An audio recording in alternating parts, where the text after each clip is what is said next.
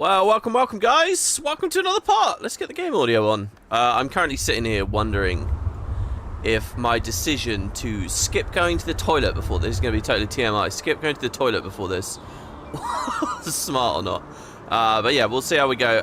Hopefully this will be a good one here today because we are rounding out Amnitas. And the first thing I want to establish straight away. Well, okay, the first thing I should establish is I've got a fan blowing on me really, really hard. And if the mic's picking that up, we'll see what we can deal with there. But we're going to do the meta today. So, this time when it pops, because we only have one more bastion to do, this time when it pops, we're just going to do it. So we'll leave the audio, the dialogue on and everything, and we'll just take it as it comes. We'll also do the last rift, so we'll be back to the main story. And basically completing the story. Well, we probably won't complete the story today, but we'll be, you know, right near the end, the last few little bits. To be honest, you know, we're on day 13 now of the streams. There's been a couple of days in between the episodes that I've done. There are actually a couple of extra days between these parts too. I've been caught up with other stuff, but at this point, I really don't remember how much left. I know based on achievement progress and stuff we don't necessarily have too much left, and I remember how it ends, and I remember one of the scenes. I don't really remember everything though, so we'll see. You guys will remember in the first map they had kind of this clever thing they did where they said, okay, you can participate in the meta or you can dust about doing stuff. By the way, while you're dusting about, the meta might spawn, so do it anyway. And this was kind of this was a new initiative to get people to experience map metas as a part of the story, which is something that ArenaNet always should have been happy to do. They once upon a time were at launch where they had this amazing, I've always described this as like a knot or a ribbon kind of thing. At launch, they have you do a meta event to do a dungeon to beat the personal story. Like, all three systems come together, and it was beautiful, and in my opinion this was a really good element of all, but then they like started decoupling everything, timers, blah blah blah blah blah blah. So anyway, in this expansion they kind of had this new idea. I think it's really good, and they should keep doing it because we missed out on Heart of Thorns and stuff. But Meta 2 is not a part of the story at all. I don't know why. They did it for Meta 1, but they won't do it for Meta 2. So this is, in theory, something we could skip completely, but we don't want to. It is that cool. Now, looking here, it says the barrier between realms holds. Okay, I'm going to have to turn that fan off, aren't I? Yeah, so I've got a fan on again now. It's a shame. I just looked at the YouTube comments, and I had a really nice message from you guys. Of advice on how to deal with my leaky AC, and basically the idea was it wasn't a new air conditioner I bought or something. It was someone else's that I've sort of grabbed a hold of, and it had been in a shed for ages, and so I assume it was kind of, you know, messy. I didn't take it apart or clean it or anything, and obviously there's like dust and stuff can get into the like ACs. So I always assumed this was the case anyway, but apparently, yeah, it's like clogged with a bit of dust, and you want to put like vinegar in it or something, or vinaigrette. I'm not sure where I would have, but anyway, it's a complete coincidence because I missed that message until just sitting down now. I've put it away now. This past week, it's been really nice. I already mentioned it on the previous part. It's been super rainy. It's like the first big rain that's broken the season. It really feels like autumn. Like, for example, it's not that late at the moment. It's about 7 o'clock, but the sun's properly setting. Feels like summer's really ending right now. And so I thought, well, it's not going to be too hot too many more days anyway. Apparently the weather forecast has it ludicrously hot tomorrow, next week, so maybe I've done it a little bit early, but whatever. The thing was leaky. I've put it away. Right, so yeah, Jesus Christ, this bastion is so high. What have I done here? You know what I was thinking the other day? I was thinking, one of the reasons I don't really like these two maps, or they never wowed me, I mean, in terms of story, like, and all the lore pieces of information and stuff, yeah, they've wowed me, alright. But one of the things I think that is kind of missing here is their Sky Island maps, right? I feel like they could have played with verticality a lot more, and there's almost like a really arbitrary little thing that these maps might have done.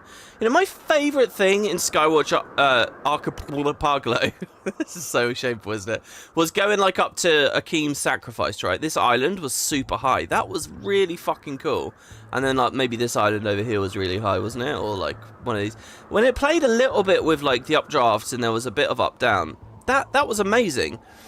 But, you know, they could have done so much more. When I think of, like, the first flying map, I actually think of Verdant Brink. Now, Verdant Brink isn't, like, as wide. Do they have to trade off verticality when they go really wide and really tall? You know, when we have a big square, does it have to be more shallow, like a pancake? And when we have a little square or a little rectangle, in the case of Verdant Brink, we can have it really, really, you know, deep. I don't know, but when I think of Verdant Brink, right, and I think about, like, being at the Patriarch, right, you're so high in the sky there, and just imagine this, the Patriarch is the last thing you kill. Day breaks, you see the sunrise. You feel, you know, if you were to fly from the Patriarch, and I wish I was there right now, honestly, so I could really just show you guys, and you fly down into the trenches, you know, just to get to the regular map is super low. To get to the bottom of the trenches is even lower. Like, this map's amazing. They really play with the height there. That, if we're dealing with those kinds of scales, I think, you know, and literally the map could be exactly the same, but instead, you know, if Drognos Forge is like a mile fucking higher than the city, I think I would have really felt like I was on an interesting kind of like airborne adventure, but they're mostly next to each other. Now, for this first map, I still kind of get a good sense out of it, you know, it was really cool to stand here and like look out and stuff, so it's sort of mid. I don't really like that phrase very much, but it's sort of a mid map, this one. But this one feels like it may as well not even be in the sky. It may as well not even be a Sky Island adventure. It feels loosely like a bunch of squares or rectangles, you know, just shoved next to you. And I know they are kind of irregular shapes here and there. I don't want to do a complete disservice. But the map doesn't capture me that much. And here's the arbitrary thing, to go back to what I was originally saying that I thought the other day. You know, if arbitrarily the Bastion of the Natural was just really low, and then this was higher, but clearly the next, you know, if there was like a progression, like a dry top almost style progression, where this one's higher, and then when you're at the Bastion of Knowledge, you're like, holy fuck, I'm high up now. Oh my god, this is a lot higher than Bastion of the Natural. And then you see the Bastion of Strength is even higher. And then you see the Bastion of Balance even higher. And then you see, I think that, and then the World Spire is like way the fuck up there. Like when I'm here at the entrance, I shouldn't have done that. I was standing as an NPC that I wanted to speak to. Damn it. But when I'm standing here and I look across, like that's vaguely cool, I guess, that I can see it there. But if that was so high, I couldn't even really see it. And when you get to the World Spire and you're in the center of the World Spire, you really feel like you're on top of the world. I think that would have really offered something. And it would have really made the updrafts and the ley looms and stuff feel like they were worth a lot. And it would have done nothing except shift the maps higher and lower. I think that would have been really good. It's really exaggerated. But it's not exaggerated. And you know what? I have this horrible feeling in my gut. This is like that thing they were talking about in, you know, one of the NPC things, that it's intentional, it's not because of a limitation or whatever. I have a horrible feeling in my gut. Now, don't you guys kind of get this sense too? That maybe the map once was like that, but because it was so reliant on like updrafts to move around, i.e. the mastery system, and some players would rush instantly here, it would, you know, there would be like negative comments about that, oh, you know, I have to actually get the masteries to the second map. So instead, they just squeeze it all together, you know. I got a horrible feeling that that's really what happened there. And, I don't know, it's just a guess. And here I am saying all this shit, it is really high. Maybe they have gone to the absolute limit with it, and it's just, my sense of scale and exploration and movement is so fucked up now. Because of the years I've had the sky scale and whatever else. You know, this is pretty cool. So why doesn't this evoke the feeling in me of Verdant Brink? I don't know. I really don't. But anyway, that was just a little thought I had. I am really I've never seen that. There's a goddamn ruin on an island over there. Oh my god, I've never been here. Is that a ruin or is it just a rock? It looks like a ruin.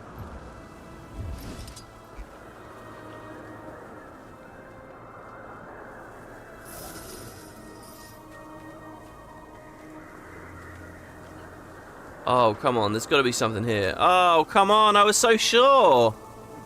I was so sure the game was about to just shut me up with, oh, hold on, here's a fucking cool thing of exploration. Maybe this is another little separate thing going on with this map, but it feels like so much of it's like not got... And it's weird for me to say this, considering the map is absolutely heaving with interactables. And look, this one's low down as well. Oh, I really thought, wow, a little island off in the corner, it's got a ruin on it.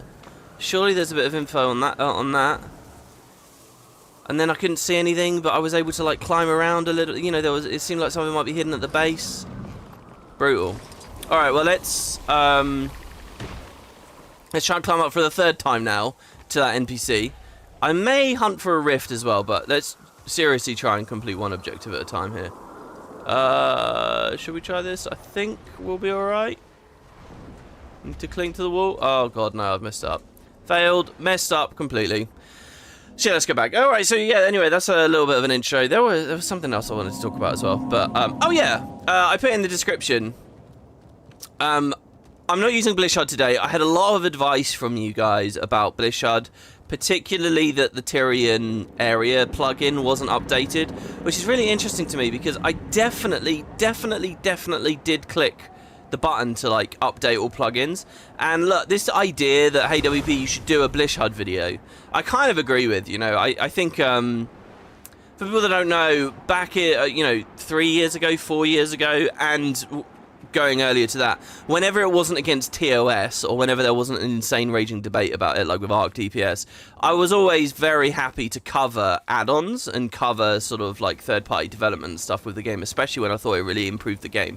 But what became really annoying about that stuff was like it would get out of date within a couple of months. And the thing is as well, if you turn them into installation guides, which naturally I want to do, I want the video to be as good as possible and to help people, but if you turn it into an installation guide, all the comments basically are like tech support comments for forever. So that was kind of frustrating with that, but the point about Blishud is, you know, it's pretty settled now. It's not going to change in a major way. It's not going to go anywhere. Blishud itself is like infrastructure for all other add-ons, really. It is that good. It's like Final Fantasy XIV's Dalamud or whatever, right? Jesus Christ, they're so loud at the moment. Does the game sound unbelievably loud to you guys? So on those grounds, I think it is a really good idea to cover Blishud for sure. So we will look into that. I do want to just like see what other add-ons they've got as well. Exciting things that have happened maybe across Secrets of the Obscure. And then if there would be a video on it, I could be like, oh, okay, here's this cool thing about like the Tyrian region names, and here's this, and here's this. Like the character thing I think is super cool as well. And yeah, we can go from there. But anyway, I haven't looked any further at it just yet. It's not even on for today. However, I do have another thing. So with Final Fantasy, you know, I'm playing quite a lot of that at the moment. In fact, I'm getting a bit worried because I got really excited about that game last week, and I was like, oh, I can't wait to get back and fucking do the Endwalker playthrough and the ARR and stuff. You guys have no idea. I got really keen on that. Like keen like I haven't for a project in ages. Now, though, I felt it for a very brief flash today, all right? I'm a fool. I'm a creature of impulse, and I'm, you know, swayed easily by my emotions. I felt very briefly while I was doing, like, my roulettes. I was like, I think I'm slightly bored with this game. And I was like, oh, shit, have I just played too much of it now? And, like, snubbed the candle and I killed it in its crib. Do you know what I mean? Like, because I forgot so much about it. It's unbelievable how much stuff I forgot. But, like, last week I was, like, slowly getting it all back or whatever. Anyway, with that game, I was looking into Reshade. They had a big controversy. Okay, so here's a fun story for you all. With Guild Wars, so there's Reshade, right? Third party post-processing layer. You know, a very simple injector for video games where you can layer gross effects over your screen. You know, born out of the ashes of even more primitive things like sweet effects. And these are all tools that I covered for Guild Wars. And, you know, they can give you ambient occlusion, in kind of an ugly way that goes over the UI sometimes or whatever, but they can do it, and they can sharpen your screen, and they can increase the saturation to make things a nice little color. And then, you know, they can get the shaders can go really detailed and give you loads of control. Maybe you don't want to up all the saturation. Maybe you just think that in Guild Wars, in general, their grasses look way too green. Like, they look almost toxic or something. So I'm going to up the saturation, but I'm not going to up the greens very much. In fact, I'm going to desaturate the greens. And you can start doing really crazy shit. You can do like 3 layers of sharpening where you sharpen things close up, but you don't want things too sharp far away. And they have like an anti-aliasing solution in there, SMA, and loads and loads and loads. It's just a huge thing. Anyway, so that's Reshade. Reshade has this... Eventually, Reshade got this update. I'm giving you the full story here, I suppose. Where it could read like the depth buffer. It could read depth on screen, and this let people do really fancy stuff like depth blur. You know, so like when you're in the foreground, everything's blurred in the back. Really amazing for screenshots, but it has to be extremely carefully done to actually work for real gameplay and stuff. But then people realized, oh, if there's a depth buffer, what you can do is cheat in FPS games. You can cheat by having players appear through walls and stuff. You can cheat by, you know, like with some of the other effects. If you get like flashbanged in CSGO or whatever, you can see through it and stuff. So to avoid any kind of freakouts, the Reshade devs just straight up said, okay, we're disabling it for multiplayer games. That's it. It's gone. But that killed a lot of really cool effects for people who like MMOs, which are always online. Yeah, we might want it to look really pretty. So Reshade itself was like an open source project. So for us, there was this guy. I spoke to him personally. Now, I may be misremembering this, and I'm definitely overstating my importance in this story, just full stop. I'm going to do it anyway. I remember speaking, it was Grember, I think was his name, right? And like discussing with him on Discord, he was like, oh yeah, we can fork Reshade, and we can make a whole new tool that lets you, that re-enables it and gives you other options. Like in Guild Wars, the fog effect in the distance, the long distance fog. I can create a fork and, you know, we can re-enable it for Guild Wars and have some other fun things. And he had like, I think at one point, like, shadow intensity and like day night and stuff. So he's like, okay, I'll make that. And he made a tool called Guild Wars 2 Hook, okay? And then I did a video on that, and that's what I was recommending everyone use for ages and ages. Grember's not in the scene anymore. Guild Wars 2 Hook is essentially dead. Guild Wars 2 Hook also started getting a little bit... There was another tool made at a different time where a guy was, like, making, like, an in-game... like hardcore, like it was like a camera hack thing that let you change time of day and stuff. It was insane, and that got banned really quickly. So Guild Wars 2 Hook never went anywhere near that stuff. But essentially it was Reshade, but with the depth buffer back on, so you could have depth of field and stuff like that. So that was Guild Wars 2 Hook on the Guild Wars side. Turns out the same thing happened for Final Fantasy. There was a fork of Reshade called G-Shade, okay? And the weirdest thing was Final Fantasy became so big and so popular, Guild Wars 2 players started recommending G-Shade, which is so weird. Oh, the other big thing that both Hook and G-Shade did was they allowed you to inject the filters underneath your UI, so they wouldn't affect the UI, which was always really important. Like, if you're going to put SMAA on, you don't want it affecting text, it gets them too round and stuff like that. So anyway, so these two forks could go under the UI as well. G-Shade was the big Final Fantasy one. And while in Guild Wars, you know, for whatever reason, Guild Wars 2 Hook wasn't talked about too much. I think some people may still use it. I don't know. I personally don't. I kind of moved away from shaders right around when my PC started exploding before I crowdfunded a new one. And I've kind of been out of touch since then, really. Regrettably so, because I kind of, especially for End of Dragons, I wanted the game to look as good as I possibly could. That was the whole point of it, well, and to deal with the crashes. But anyway, so back over to G-Shade. There has recently, so I haven't followed what's gone on with G-Shade. It's been like a Final Fantasy thing.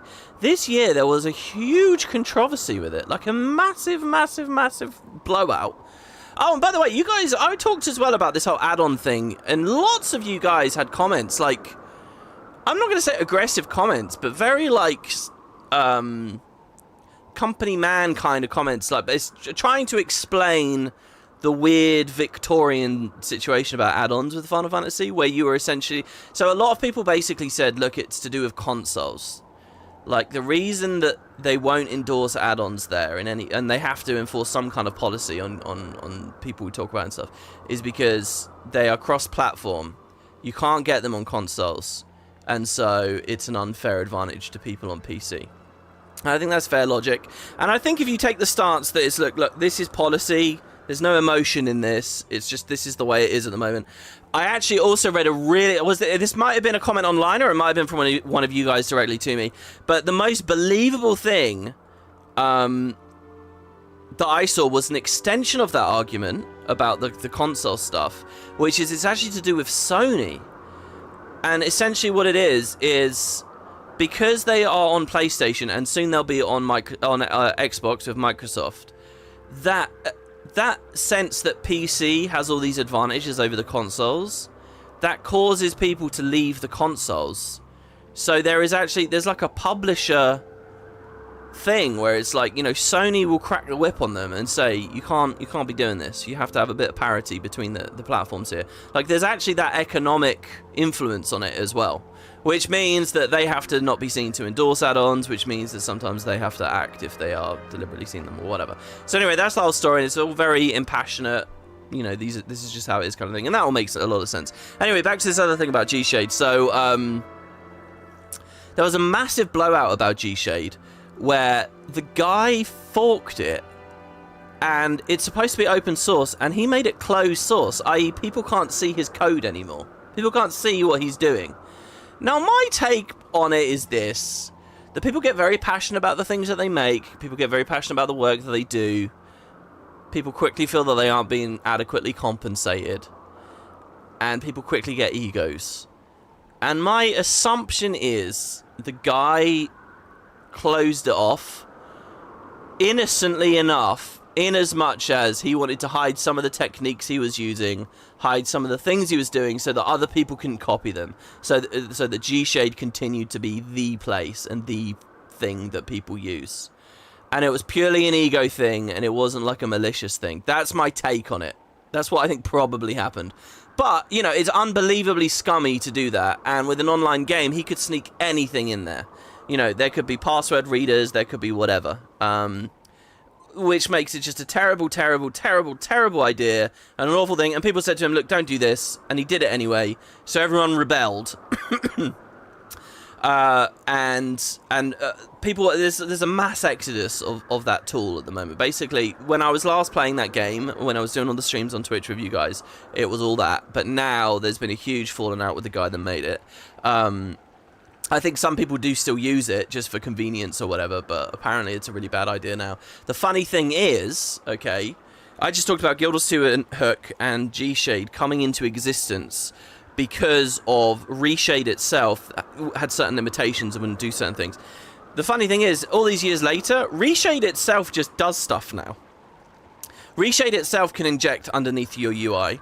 Reshade itself allows you to install for multiplayer games. It just gives you a warning. It says, if you use this in a cheaty way, you'll get banned from a game, just as a warning. So Reshade has changed its practices. So most of the reason for why Guild Wars 2 Hook existing and G-Shade existing, they're not there anymore. You can just use Reshade. So that's the whole story, basically. So this week I got Reshade for Final Fantasy, and I was messing with it, and eventually decided this is not worth it. This is a huge amount of fucking aggro, and at the end of the day, I had this weird realization, right? Like, let's look out over this field here, okay? There's something in me that I never really had before, but you see, like, these clouds, like this specific hue of color in the background here, you know? That specific vibe, that was created by ArenaNet. It's to give me a specific feeling during the day here at the edge of the atmosphere, okay? The specific shade as it hits the specific shade of the stars above. Okay, and when I look at the detail of the stars above, you know, it makes me think, oh, this is a really beautiful skybox. It's like the one in Ratasum or some of the POF ones or whatever, which is always what I think of. But, you know, I can see a specific density of stars and stuff. Now, if I was using Reshade right now or Guild Wars 2 Hook, what I would probably think instead is, oh, my preset looks good. And it wouldn't actually be my preset necessarily. It would be, but I would be ascribing the beauty 100% to, oh, I've got this balanced really, really well. And I feel like there's something weird about that. I kind of like the author to have to dictate the definitive experience or something. You know, I don't really know how to express it. I had the same feeling in Final Fantasy. I was doing a roulette. I was in some random dungeon. It was like a field like this. I was in the Burn. If anybody knows the dungeon, the Burn. Okay, obviously it appeared on that playthrough ages ago. But you're basically in this giant like white desert, this salt desert, this place drained of all magic. And in the distance you can see all these little. It's like this very white scene. But in the distance, you can see all like these little motes and these little flecks and particles floating around. And when I looked at that in Final Fantasy, I thought, wow, that looks really good. You know, if I had a preset on, I would be either looking at that thinking, wow, my preset looks good. Looking at that thinking, wow, would that look better if I tweaked my preset differently? Or I would be thinking nothing because my preset would have ruined it. I wouldn't be able to see the details at all, you know? And there's just something about like having that stable satisfaction and confidence that, hey, what you're seeing is generally what everyone sees or what you should be seeing. I don't know. I kind of really like that now. Is that crazy? Have I described that properly? And so I kind of don't like them anymore. Is that weird? I don't know. That's how I feel. But so in general, though, I think adding a little bit of sharpening, adding a little bit of like contrast, or adding entirely new effects where they look good, I think that's okay. So that brings me finally back to the whole Blishud thing. We're not running Blishud today. However, I can stream this to you because of how I set Blishud up. There is another tool. There's the Nvidia game filter tool, which is incredibly performance friendly, has absolutely no installation required, works on basically any game out there. And I noticed in Final Fantasy has some pretty cool effects. So I'm gonna run that here. It's a very odd thing to do, to be honest, for Secrets of the Obscure. I don't think I've ever streamed this panel for you guys, ever. But this is the GeForce Experience screen, which I almost never show in any videos of all time, because for years I used to use this to record stuff. I now use OBS for everything, but for years this was what I used to record, because it's, again, very performance friendly and so on. But anyway, if you go to Game Filter, it will work with Guild Wars, so we can add, for example, a tiny bit of sharpening, and sharpening is like... I mean, I'll leave that on default for now, but in a second we're going to look at something and we're going to realize, oh, this is hideous and this is ugly. But it's as simple as that, you know. This is a little bit more basic. It doesn't give you as much stuff as, you know, if you were to go the whole reshape setup. But, you know, it's not bad. They got an effect on here as well called, which one is it? And you can even add custom stuff in here as well. You can add custom filters now. So if you want to inject underneath the UI, you can do that. Details. This details one is really good. It has sharpening, its own version of sharpening in it, so we could bin the other sharpening.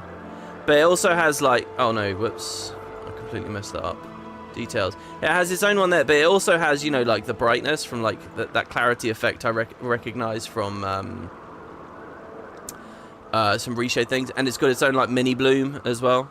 So, you know, I could mess with this a bunch, but already, to be honest, that looks a little bit brighter, a little bit more color. Probably a little. It's too much actually, isn't it? No, I'm not going to be messing with this all video because we will make absolutely no progress.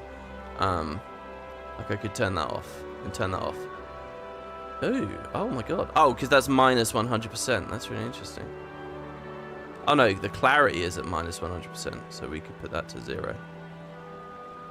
And then, you know, Guild Wars already has so much bloom on anyway. But the thing that I really wanted to show you guys, actually, let's just delete it for now, is depth of field. This has depth buffer stuff. And in Final Fantasy, this works amazingly well. So well it blows my mind. It doesn't seem to work in Guild Wars. That sucks. This effect is... Oh, no, wait. I think it's called auto depth of field, actually.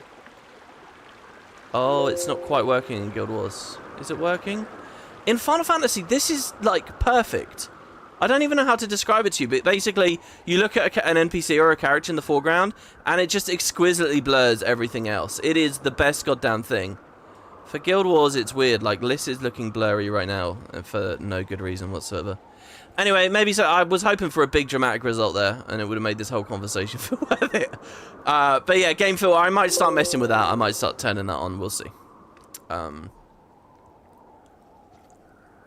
Yeah, hello chat. Not weird. You mostly feel the same. You want to know the devs meant for it to look like. Yeah, it's something like that. I mean, the argument isn't an all-encompassing one, because when you think about the fact that there are game options, already just within Guild Wars 2, if you turn off post-processing or on, right, already just that is a huge difference between what you're seeing and what other people are seeing and what maybe the studio saw as they made it.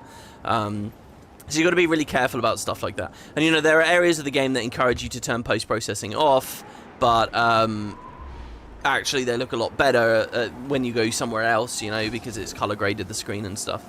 You know, it's been a while now since the DirectX 12 stuff was done, and I distinctly remember they were saying that we would get some updates for stuff like that. But they haven't arrived yet, so I hope it's still on the docket or whatever.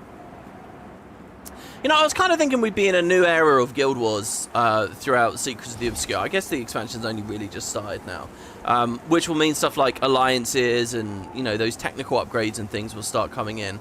But so far, the next patch is just looking to be a balance patch, right? Which, again, I'm impressed with, because we've had a lot of those, but hey. All right, let's actually play something here. Let's go down and see what the hell this event is. I didn't even speak to that NPC all that time. No, hold on. We've got to speak to this NPC here. This is just ludicrous. What did you have to say to me? I like these little platforms here. This is where I think finally we can do the Livia event, by the way. Assuming it's up soon. We're getting complaints from people below about all the water falling from cloudless skies. Don't want too many questions, but... Wait, what do they mean? All the water falling from cloudless skies? Because these guys are here and they dump a lot of water? Just pondering how the ward is going to spin this one. I swear, staying hidden in modern Tyria is more effort than it's worth. What about the Cryptis? What about them? Our work never stops. One wrong step and the world finds out about all of this. The Cryptis will be dealt with, but we cannot be lax with our other duties. Best of luck. Yeah, I don't know where the story's going, guys, in terms of, like, are these going to reveal guys going to reveal themselves to the world? On the one hand, I really like the idea. I think it's natural, and like they put a little hint in with an NPC like that, and it feels like, yeah, this could happen. On the other hand, oh, by the way, you see like the shimmering, the filter, the anti-aliasing going on there. I read a crazy guide, like all about like the 5 different kinds of shimmer you can get. You know, like there's a different name for if it's shimmer on like foliage on leaves, and if it's like a staircase, you know, lots of horizontal lines, and you know, there's different technique. It's got a different name. Like one of them is called like moire aliasing, and this one can only be solved by going to 4K, and this one can be solved with this. It's insane, the stuff that people have like looked into. Yeah, on the one hand, I like the idea, it makes sense. On the other hand, I sort of feel like these guys revealing themselves to the world might end up feeling a bit like a dead end in terms of like the pale tree being wounded kind of stuff. Oh, we have a rift here. I can't go in that hallway for some reason, which is very interesting. There is a POI there, and I kind of want to grab it. This is the contretemps. Don't actually know what that word is. Have we got anyone who speaks French? What's a contretemps? I'm assuming that's French. I'm not entirely sure. And I'm not even really... Okay, wait, this is the Bastion of the Obscure. This is a good one. I keep thinking it's the Bastion of Strength we're at. We're not. We're at a very good one. And possibly one that there are many things I haven't discovered yet. So let's go up onto the roof now. How many times have we been climbing around on these today? It's unreal. Yeah, I'll tag up, by the way, because if you guys want to do the meta, when the meta triggers with me, it might be really fun to do it with a bunch of people. We're at a pretty good time of the day as well, you know. About 7 o'clock in the evening is good. People are in from work, people are in from school. You know, it could be better. It could be the weekend. It could be on a strict schedule, so I know when to expect what the hell's going on, but you know. Is the pale tree still ill? That's a funny question. I think we've heard many times, including at least once in Secrets of the Obscure, that, you know, she's doing better. She's doing alright. I'm pretty sure that's, like, the situation. But, like, specifics, there hasn't been a scene involving the pale tree for a long time. And that's the thing that Guild Wars really struggles with. It struggles to offer scenes to these ancillary, you know, even its secondary storylines, let alone tertiary or... Commander, we found him. Is everything okay? Okay, they found Mabon. Take a breath. It's not okay. I don't approve of what they're doing to him. We'll meet you outside before we head in. That didn't sound good. Oh, there we go. See, look, it's been a while. Jesus Christ. When did we last hear Paither? I don't think we've heard Paither's voice for 2 episodes straight. Seriously, I don't think we have. So this is Akeem's tower, the ever-mysterious Akeem. gets to be at the Bastion of the Obscure. Maybe I should have tagged that enemy. But hey, it did the story for us, so that's fine. Bastion of Strength is where the next main story wants to be. But we're not going to do that just yet. It's nice to know that we're done, though, and we're procs. It's hilarious, actually. I had there was a comment from one of you guys that really made me laugh the other day. You know, we're on step 7. I think we were on step 7 before as well. Someone was like, hey, WP, look, I'm not really watching, I've got to be honest, but I am, you know, clicking through and seeing how you're getting along. And every time I click and I look at the top right of your screen to see where you are on the story. And the comment was, oh my god, I haven't played, is step 7 of the story really 15 hours long? Because we had multiple episodes of the same bit. Yeah, no, it's not. Okay, here we go. Livia wants to escort some relics. This is sort of near the start of the story. She's got 6 seconds, 5 seconds.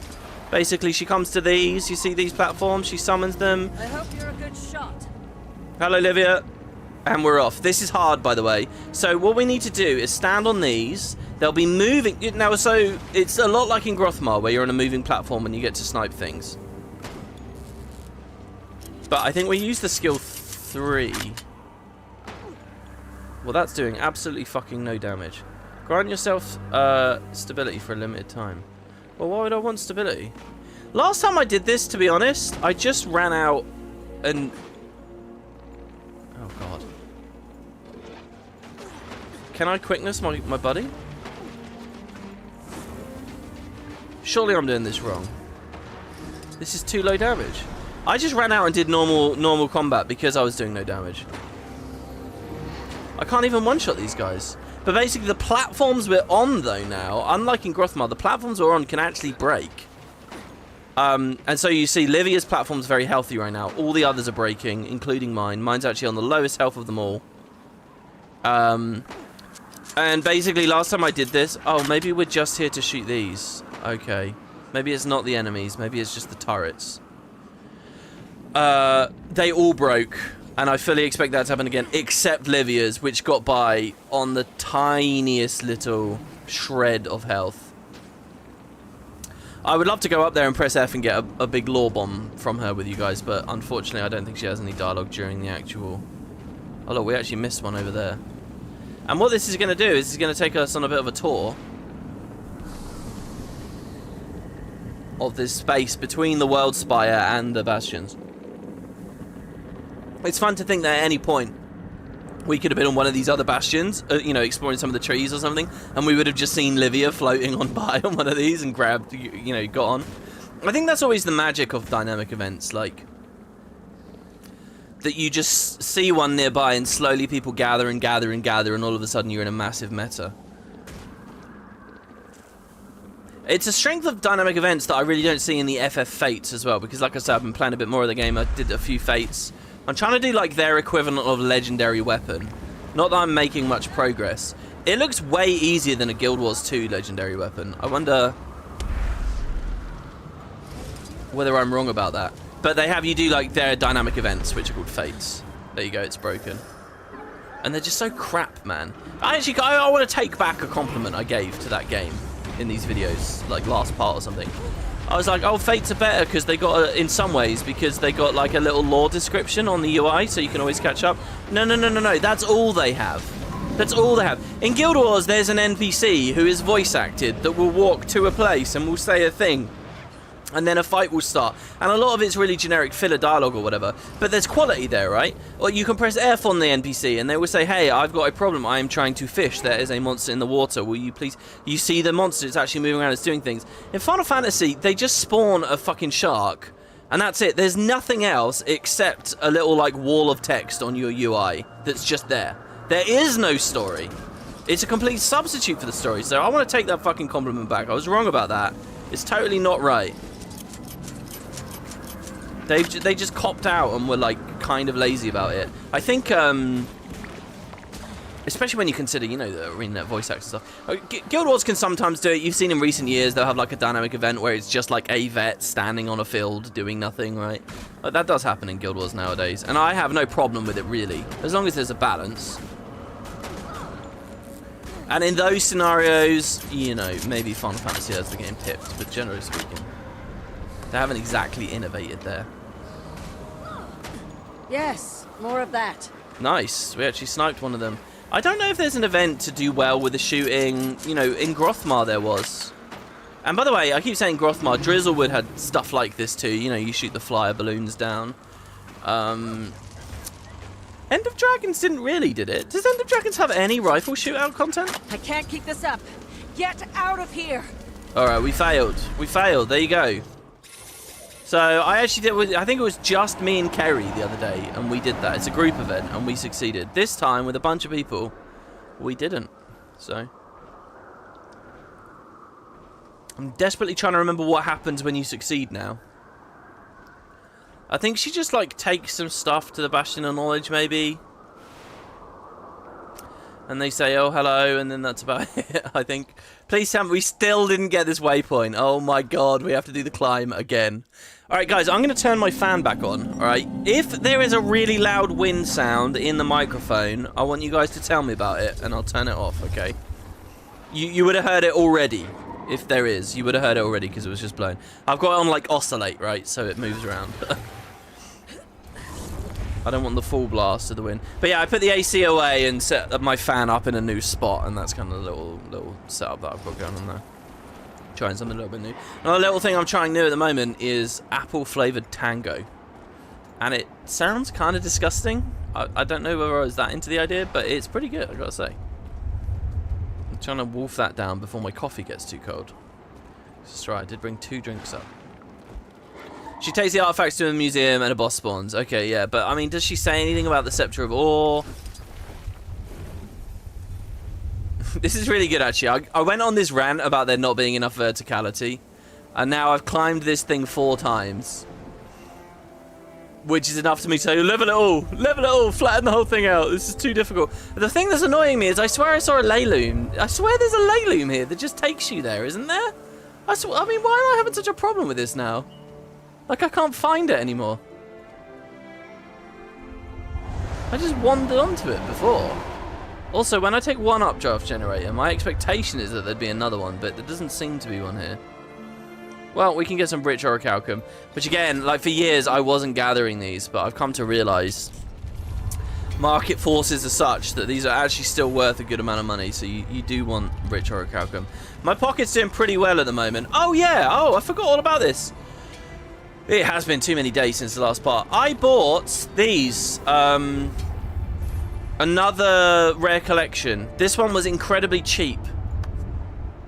You know, some of these other rare collections that we've done in this expansion were like, you know, they haven't coloured the boxes. This is so annoying, right? Like, they coloured the POF ones, and then they stopped colouring them, so you can't really filter. I really believe in another variation, like, layout of this, where you can filter, like, there should be tabs up here. And the first tab is Core, so all the rare collections that are from Core Tyria. And then there's a Heart of Thorns tab, and then there's a POF tab, and then there's... And the thing is that it's got to be done in such a way that it can infinitely expand, so you need, like, a little left and right arrow there to scroll the tabs further over. But with that, that would be so much better. Not just for, like, rare collections, for everything. People could be like, okay, I got so much shit I can do in this game. Let's just try and finish all the core stuff, you know. Let's do all the core collections, and then they can actually filter them down. And then this weird colouring thing doesn't matter. Anyway, yeah, the other ones we did were, like, quite expensive. But this one here, Shattered, these are not expensive at all. I think this was, like, only a quarter of the price of the other ones. Like, a couple of gold for each thing, that's it. And again, I'm only going to click unlock because Straight this way and... I don't know if I can... Oh god, why can't I type? I've noticed a steep decline in the quality of my typing the past month, and I don't know what it is. I think maybe it's because I'm rushing to type. I'm looking at the keyboard even less than ever before, but my god, I'm typing so badly lately. Not that, not that, not that. Oh yeah, and we have... Oh, I actually kind of messed up. I have been building my Wizard's Vault stuff up. But, to be honest, guys, I spent it all today. There's that last item, isn't there? Don't we need one more item? from the big collection, the big weapon collection. I spent it all today on laurels. Come on! Laurels are this weird thing. I've got this theory, right, about like being a Guild Wars content creator, or maybe even just an MMO content creator. And it's this, that you don't need to be good at the game. You don't need to know anything about what you're doing or talking about or anything. As long as on those random times when you like look at your currencies or you press I, there's some ludicrously big numbers in there, right? Like if you're swanning around with like 500,000 gold, it doesn't matter. Nothing else matters. People will always be like, oh wow, this guy clearly knows the game. He plays a lot. And you always get like attention and eyeballs and stuff. And I feel like I know this because in the olden days when I used to be on like a test client, like for like press, and you get, you know, to record some stuff in preparation of release, I would have like 60,000 laurels or something on that account. And it would never be something I'd talk about. I'd never spend ages on menus or anything, but I would nearly always, depending on the popularity of the video or the popularity of the patch or whatever, the traffic on the video, I would always have at least one, but quite often many more comments about my laurels. Like, whoa, how did you get all those laurels? How did you... So, laurels are now in a weird place where it's like you have to buy them separately, and... I know a lot of people are like tapping out of them now. They're like, well, you know, if you're a vet, they don't really care about them. They're not getting them. They're still good for trading into T6. So I don't know, but I'm thinking I will get my laurels. And I've just started buying them. And it costs a lot, man. It's a lot of points. I still have another 90 to buy. That would be another 900 of these. Of course, then again, I've got a bunch of special objectives I can do. I mean, look at all these. Ignore them. And any strange doors. One and even some wrong weekly step stuff. could have you burdened with an ungraspable cosmic truth from a cold and indifferent universe. Or you could get blown up or something. Okay, so we're with Leslie. She's exploring. I'm not sure. I mean, this is the problem with dynamic events. Oh, this was actual Pather messaging us here as well. That didn't sound good. This has a very similar vibe to that other one we were doing, where the anomaly spawned at the end. If you hear any whispers in your head, ignore them, and any strange doors, she says. I don't know if I've ever done this. Cryptis ambushes remaining, and we're just in the dark here. So is the Bastion of the Obscure like Waiting Sorrow's Bastion? Again, I need to remember that I do actually have fresh air. I really want to make fresh air hammer work in PvP, but it's just too YOLO. The main reason for that is because, like, the way I run hammer in PvP at the moment, it's like it's extremely strong, but it can't close gaps. It's really susceptible to like getting kited to death. So there are certain builds, if played very well, like Harbinger and Hollow, Scrapper, sorry, where if they maintain a certain gap, you just can't really do anything. You just have to disengage, and it feels really horrible. So like, but if you play with speed rune, the relic of speed, things feel like so much better. And this whole time, I'm just sitting there thinking, you know, fucking air attunement, I could just super speed everywhere. I could have the relic of speed and more, and a bunch more aggression. It's like kind of a, if you're gonna play the build, but you know you're not gonna be side noding at all because that's already covered. You're playing it kind of team fighty. I feel like it could work, but you just lose so much value when you don't have arcane or fire. I think fire would be the one to drop, but now you're in a very specific scenario where no one has any condi to attack you because fire is a big part of your cleanse. So you can't drop fire in the condi fights. So now you're I don't know. There's a lot of weirdness to it.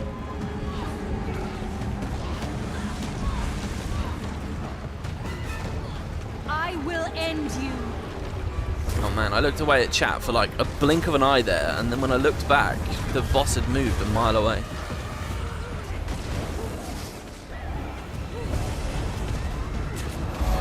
Well, there we go. We finally got the waypoint. We got the waypoint in the weirdest way. In the very bottom of this corridor. I don't even know where it is. Is it on the other side of that wall? Is it up above us? I get the sense it's above us, but I doubt it.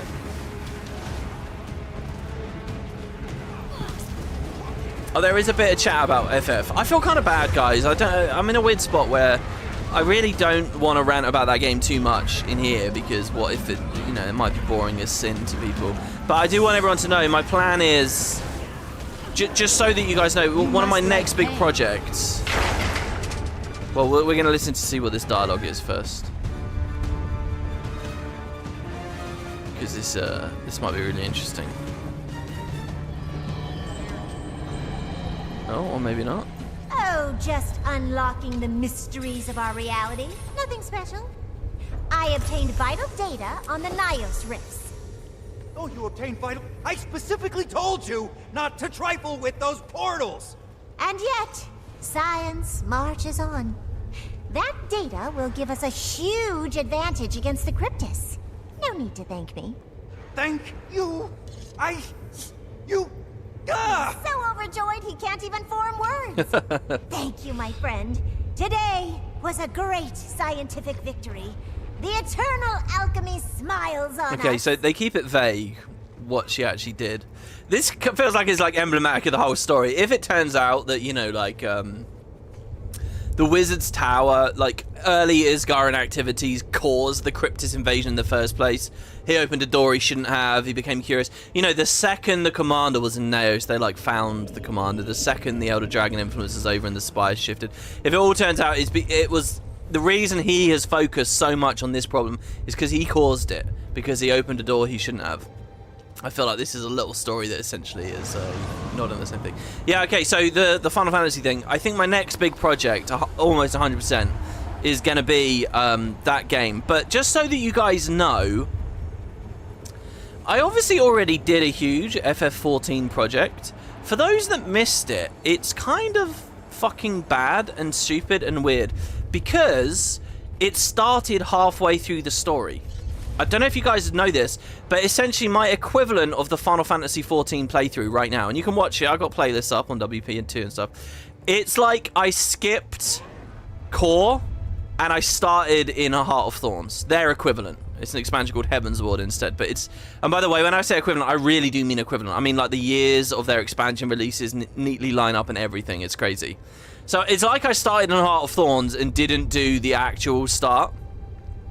On top of that, with that game, they released the game, it was a disaster, and they just deleted everything and then started again, but the lore still matters. So there's such a thing as 1.0, and then there's Core, called ARR, and I skipped both of these, and I just started at the first expansion. And then I did 2 more expansions, and then a new one came out. This was a huge phenomenon called Endwalk, and I didn't play this either.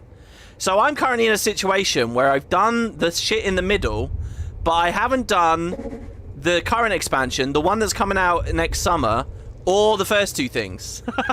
So that's what I'm in at the moment. So I'm thinking, okay, when I go back to it, my next big project, when I go back to it, I am going to start at the start. So if you guys don't know anything about the game, we've drawn a penis again.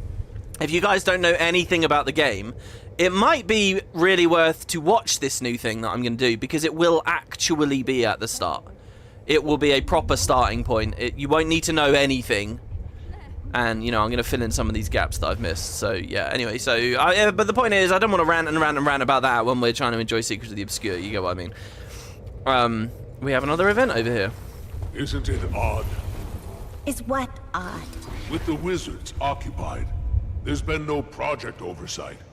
Makes me wish the Bastion had its own wizard again. I left the College of Statics because of its superfluous oversight practices. Trust me, we're better off without. Didn't your last 2 experiments try to kill us? Tried and failed. There was no real danger. Probably. Oh, wow. I wonder if this informs how the next patch goes, you know? There's no project oversight and so on, so... Oh, is that his mini? It's from the Spud Club, but he's also from the Spud Club. I think having a mini mimic is such a good idea. I really like that. I seem to be forgetting that I can use the, like, the globs in the air to move around. You're right, they would refresh my mount endurance. Not that I saw any of those either, but you are right, yeah. Okay, so the Bastion of the Obscure is Akeem's Bastion. Okay. I mean, it had his tower there. So, processed researchers exercised. Sorry, possessed. That makes more sense. You there. I think some of my colleagues are possessed and I need help weeding them out. Your Heart of the Obscure should do the job. Hand it over and I'll modify. I'll try I'm to draw tuning them the out. Heart of the Obscure to scan for signs of possession. Okay. If a Cryptis is detected, the host's emotions will be neutralized, starving the demon and drawing them out. Well, Their emotions will be neutralized. Is that safe? yeah, that's weird. Don't worry. The effect should only be temporary. Hopefully. That's very odd. Hold on, if they have the power to do that...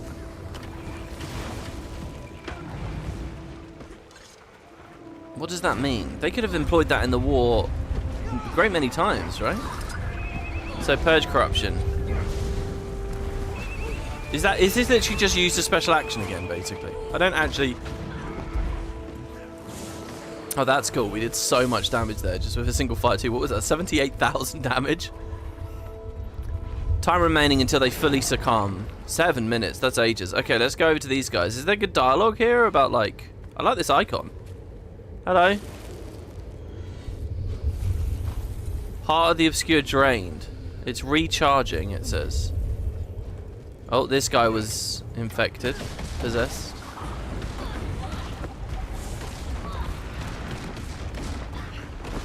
Oh yeah, another thing that you guys said is that we did miss a bunch of events, apparently. I mean, they just weren't firing, right? But I think it was the Bastion of Balance. And I was given the advice, which was very good advice here. But like at Amnitas here, these are all the events that happen at the Obscure. And you'll see, I've actually done a bunch of them, right? Because this whole thing up here, this is like the Livia chain, and I've done those. And then we're missing 3 more. And then there'll be some other ones, you know, sitting around somewhere. There's actually so many achievements here to go for. It's pretty good.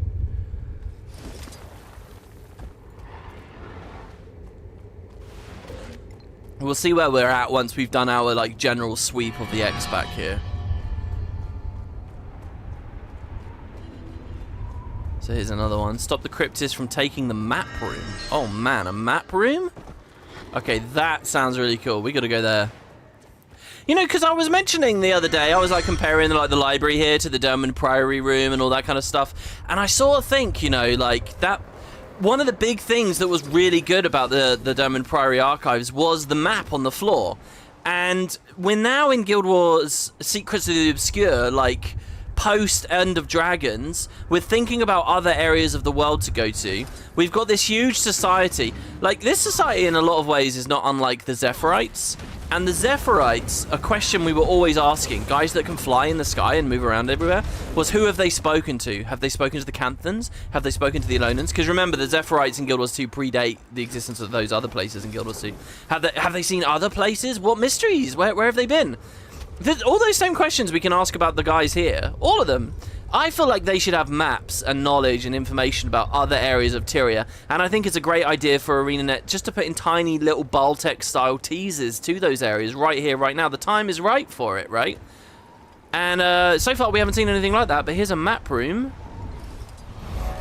A cartography chamber. I've never been in here. Anything on the roof? No. The room is under attack.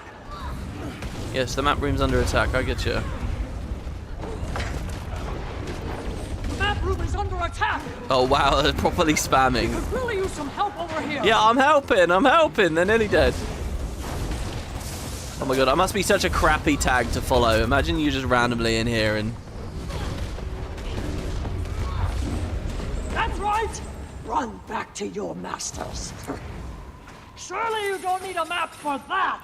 This is a weird voice. I don't think I've ever heard anyone in Guild Wars sound quite like that. Which is a good thing as far as I'm... Oh, no, I guess I have been in here, because I've got the mastery... Oh, wait, no, or is that mastery point on the roof? Okay, cool. Now, somebody talk to me. Tell me something good. These glowing lanterns are interesting. Ooh, look, look, look. Can I give you guys any trivia about these maps here? Well, that looks like... I mean, what is that map? It's really high resolution. Oh, that's Drizzlewood, but it's turned on its side. I was going to say Drizzlewood, and then I thought, no, but Drizzlewood doesn't have snow on the right. But, yeah, that's Drizzlewood. It's just spun 90 degrees. Right? This is the bridge. This is Drizzlewood 1, essentially. This one up here... I'm familiar with its appearance, so I'm sure that's appeared in a billion places in Guild Wars. I don't actually know what it is exactly that it's showing off. Or I don't remember if I ever did know. But that I've seen a lot of times in Guild Wars. I'm really impressed with how well implemented the assets are here, though. What is this one? What is this map? The fact that it could be rotated, again, is really throwing with my head.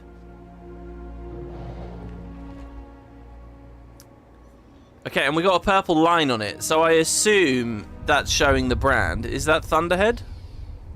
Oh, you think the Desolation? I gotta assume that line is the brand.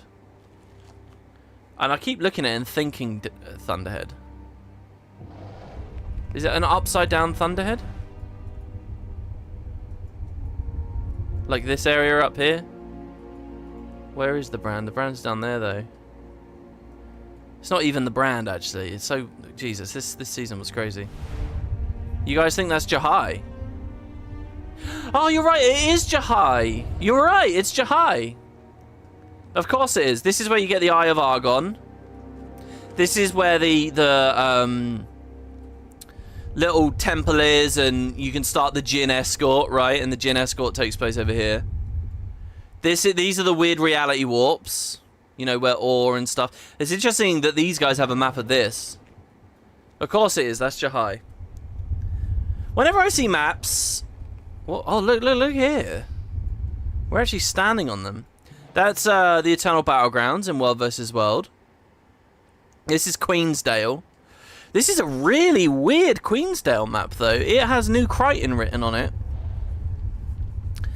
And some shields. Is that heraldry from Crichton? I don't know what that is. And what does this say here? Oh, I can't read New Crichton anymore. I wouldn't be surprised if that there just says Garrison.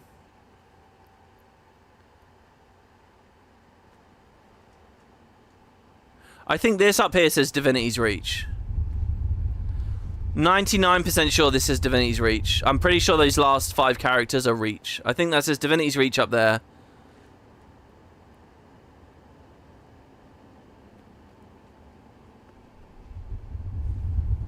And then I think this says Shaymore Village. I think this says Shaymore Village. And the main reason I'm getting to Shaymore there is, I don't know if you guys can even see very closely, but you got the double equals there. I'm pretty sure equals is O in New Crichton. So that ends with O, O, and then the R, I'm pretty sure is that up arrow with the line across the top. So I'm pretty sure that says Shaymore Village. And then I think I can see a double L in there as well, which is like a plus with a line under it. And I'm pretty sure that's an E. So yeah, did I just translate all of that? What does this one say then? It's too small. I can't even really see the things there. That's really interesting though, because I haven't seen that used anywhere in the game before. What's this? These are like CDs. What does this say up here? A stack of CDs? I mean, they're books, obviously. Oh look, Guild Wars 1 Cantha there. That's Guild Wars 1 Cantha upside down. There. It's always good to spin maps around, put them upside down and throw them all over the place. That includes real life as well. What have we got here? What is this? Hold on, I think I'm looking this one upside down as well. Oh, my footprints are like really rough. I had a comment of someone, I'm sorry, I didn't respond to this. I had a comment of someone saying, wow, how did you get fire on your feet? And that made me so happy. I was like, oh yeah, look, there's new players, they're learning. And the answer is because I have a legendary weapon.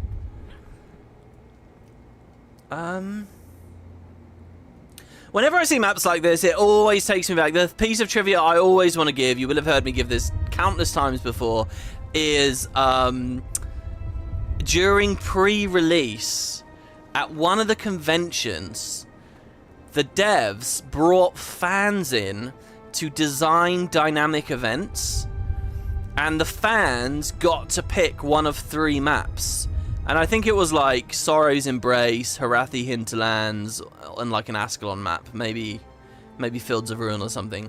And we never really heard what happened in that room, or what what events this fans designed, whether it made into the game or whatever, but that was like some prize or something that was going on, some like 2012 convention. Anyway, all that the internet really got out of it was they did post the maps. Like you could see the maps that they could pick of the in-game maps. I'm using the word map in two different senses there. And sometimes you see those same things popping up around. Yeah, I don't know what one this is. What do you guys think? You think this is Lake Doric? Oh, of course it's Lake Doric. We view it like that. Really good, guys. You're very quick with these. Yeah, Lake Doric. I really like Lake Doric for one big reason in terms of like exploration excitement. I love this little area up here. I love how remote and distant this feels, and I love the idea of them dumping a map on it in the end and like, yeah, let's go to the Wooden Cascades. I'm picking up abnormal rift readings. Nearest asteroid, report for defense. Okay, nearby like this rift right here. I thought that was the meta for a second, but no, I guess not. Oh, Crave says we got community input on designing an End of Dragons event during an anniversary stream. I missed that. That's really cool as well. Want you here. Get lost. Do you know what the event was that they did in the end? What was the event? Oh, maybe I vaguely remember that. What? A giant squid tentacle? What do we do? Too many Cryptis. Knock their brains But I don't in. think I do. If they have brains. It was the Naga event. Don't worry about that. And did it get in Octopus. blow for blow exactly how it was said? We have brains. The arcade rifle should have enough kick to stun it. Let them have it. Oh wow, that thing about Paether there is pretty interesting. Too many Cryptis, knock their brains in if they have them. Don't worry about that octopus thing yet. If we have brains, says Paether. So what's Paether's remarking? Is Paether basically saying, of course we have brains, you fool? Or is Paether saying, what is a brain? You're curious about this brain phenomenon. Teach me. Which of the two is it, do you guys think?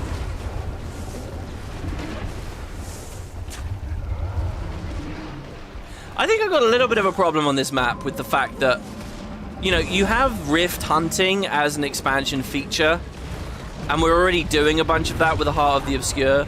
To then have a bunch of the dynamic events also be rifts feels a bit, you know, you can't just stick a tentacle in there and say, oh, it's good now. Let's get that tentacle. That's what she said. You can't do that. And a lot of these have been on both maps. Ivan, thanks so much, man, for the... I could not begin to guess what currency BGN is. That's really nice of you, though, dude. Thank you for the 10 BGN. I appreciate that, man. Again, if any of you guys ever do donate, you can drop a question with it. I feel much better if there's a question with it, because then I can actually, you know, give you a good response instead of just an empty thank you. That's really cool, though, dude. Yeah, she's like, bitch, what? How dare you say that? You think?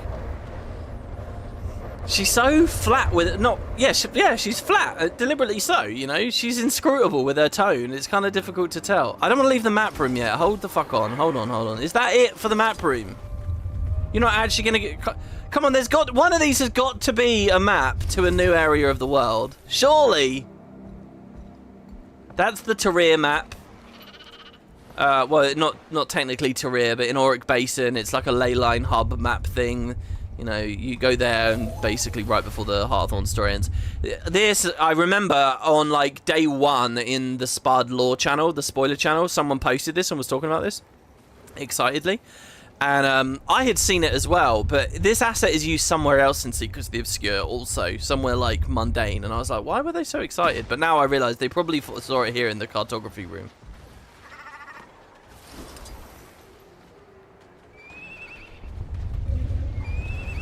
I mean, maybe it is one of these really inconspicuous little things here, but I don't think so. I think they're just End of Dragons assets. I think we've seen them all, guys. I think we've seen every map. Nothing on the carpet. Nothing on these globes. I mean, this was the place to do it, for sure. Oh, alright. Well, that, I'm not going to lie, that's a letdown. Well, there we go. What was this? The relic repository. That was the dark room, I guess? that we were in? What about the Rift Works? Apparently we've been there already, but I don't remember seeing what the hell was going on. There's another event happening in the center, so we can go and have a look at that. Whoa, hold on. Before I leave again, there was no NPC text, right? No NPC to speak to? There was an NPC in here who did the event. There's like not a single NPC in here. What about around it?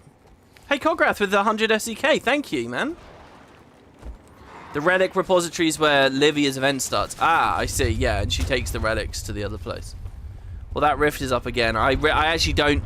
I do have a bit of motivation to do it because I think it will give me good stuff for obsidian armor. But I'm not too concerned. I have very little motivation. Okay, so this is the spiritual center. We kind of landed in a very beautiful way there, right in the middle of this room. Something is crawling in my mouth. Ooh! Oh, that's another player. That's a player. That's PvP. I don't want to hit him. It's me. Look, Bliss. I'm being Cryptis possessed. Wow, and she used Summon Elemental. We're at the wrong element list. The air one's not very good. Ooh, and Rainel de Fiori. This is cool. This is very creepy. Holy shit, Liz just whispered me. Relent. That's badass. Oh, I need to kill myself to get back out. Dude, she sounded really good there as well, didn't she? I'm well up for Demon Liz. What if the third map is Naos? Have any of the wizards been there? I mean, I'm pretty sure that the next map will be Naos for sure. I've been speaking about that as though it's a certainty the whole way through this series. And it will look pretty fucking bad if and when I turn out to be wrong about that. Because you know, for me, it's not a question of if it's Naos. It's a question of what's in Naos, you know. If the goal of this ambush was to bore me to death, I've succeeded. Paitha says that to a lot of the different ambushes, I believe. Time before I succumb, 6 minutes. So sorry, am I supposed to be hitting the big boy? It just says ambushes remaining. Wow, and he died quick for an elite. I want to go back into the crazy realm. What happens if I try to leave? Am I locked in when I'm in there? Yeah, so we haven't seen the cliffside guy chained up or anything. And I assume it's not canon if we have to break out of the map to find it.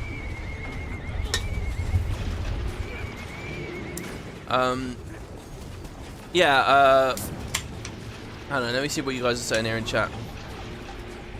Oh, the story journal does explicitly say it's in Naos. Does it really at the end? Yeah, I've spent I don't actually think I've read the back of the story journal. We will in this playthrough for sure. In fact, on the next time we get there, it will be a really good recap because it has been quite a few days now since we were last.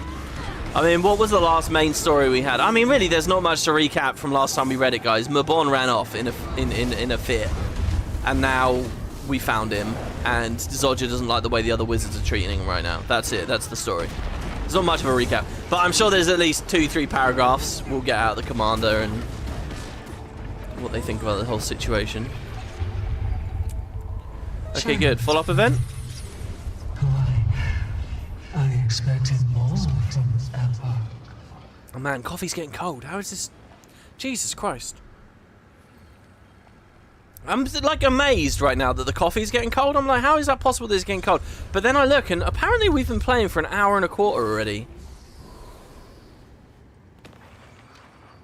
And now I'm like, I'm surprised it's got any warmth in it at all. You can just leave a coffee sitting out for over, and it's not like, I mean, it's pretty cold. But it's not cold, you know.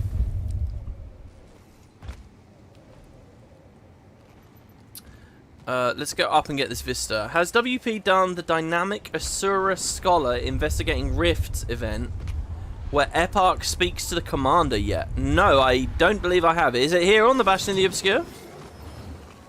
There's seaweed up here. That's very peculiar, isn't it? I miss the days of gathering seaweed, you know, for the old seaweed salad. best in stock food. I think one of my most disliked updates in recent years was the Ascended food update, because it really did nothing interesting for the ingredients or the consumable game at all. And do you know where I think they dropped the ball more than anything else? Chocolate. I've always felt, and I think that this is... Some of you guys are going to say, you know, this is just a personal opinion. It's not. I think this is fairly factual. Chocolate should be a big part of endgame food recipes. I mean, come on. And it's just not.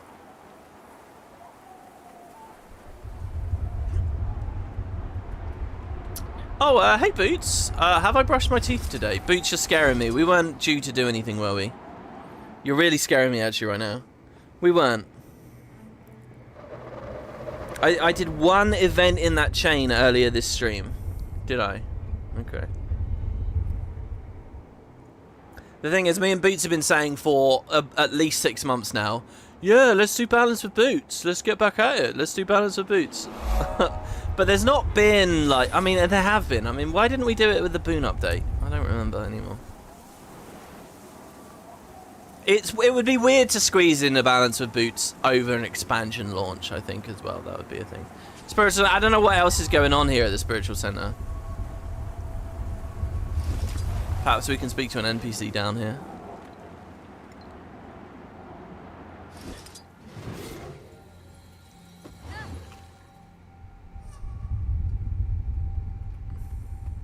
I mean, it's just cool. I love the room. I do love the room, but there's really nothing going on. Ooh.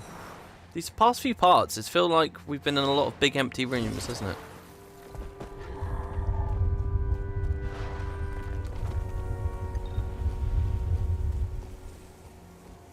It's weird because it's like there is a shit ton of content. There's a shit ton to read and see and interact with, but it's in highly localized areas. You know, it's like you're in a room full of relics. Well, go nuts. If you're not, then oh, here we go. Here's something. Meditation, the ultimate weapon. We read that already, though, didn't we? We've read that.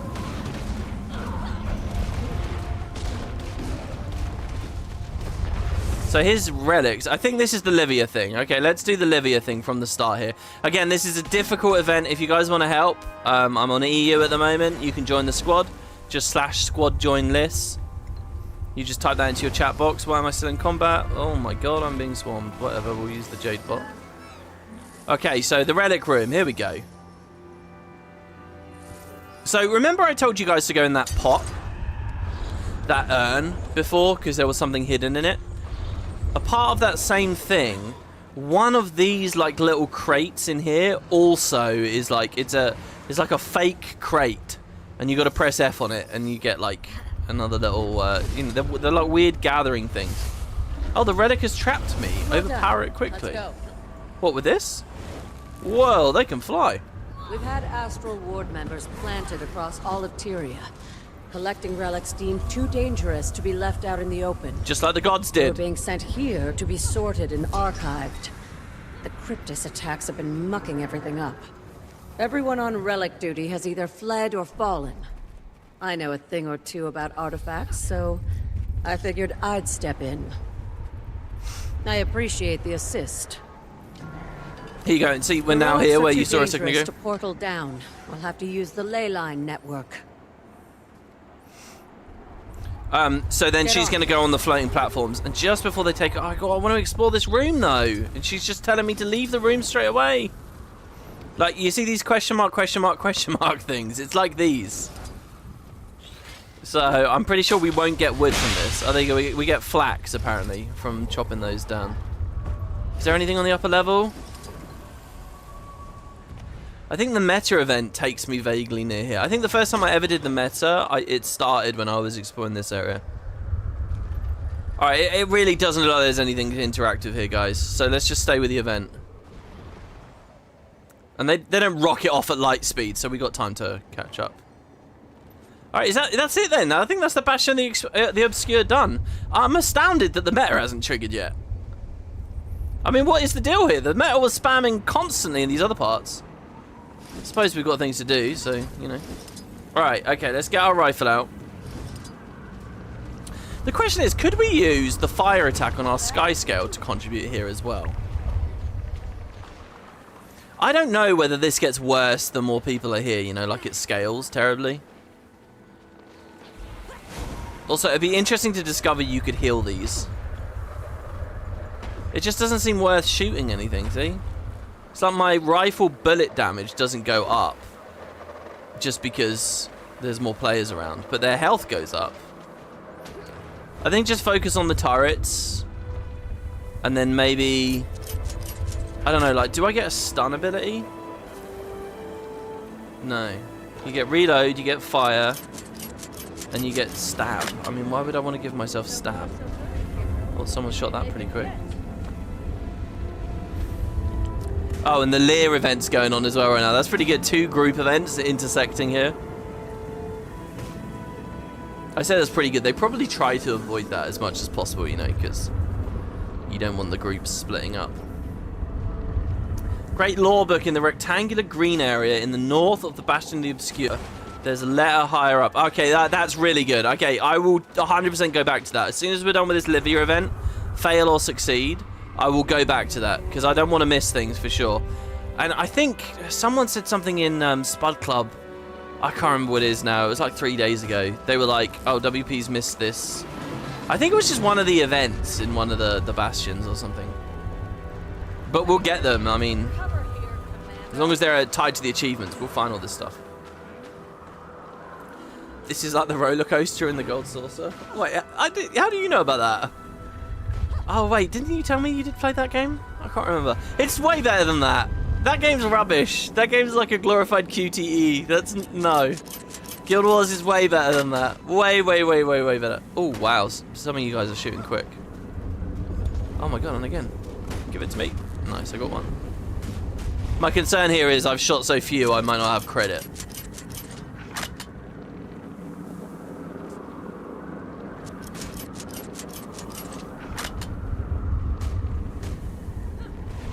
Well, we can actually jump. Oh, you get pinches of Stardust from those. I see. So the pinches of Stardust are like the Unbound Magic kind of map currency. We did way better this time, guys. Like, way better. We've come a lot further, and we haven't actually lost a single platform. So maybe the event does scale really well. You had to get the replica Masamune blade. Dude, I gotta talk to you about that game. That's crazy to me. I don't even know what that is, by the way. What is that? Is that like a legendary weapon? Oh, or is it, it's just like a skin you can buy with the currency there, right? Like the Mandeville gold saucer tokens or whatever. MGP gold points.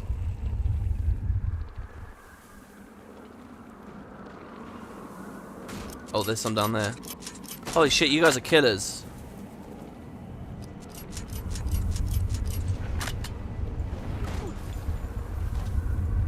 Some serious aimbotting going on here, guys.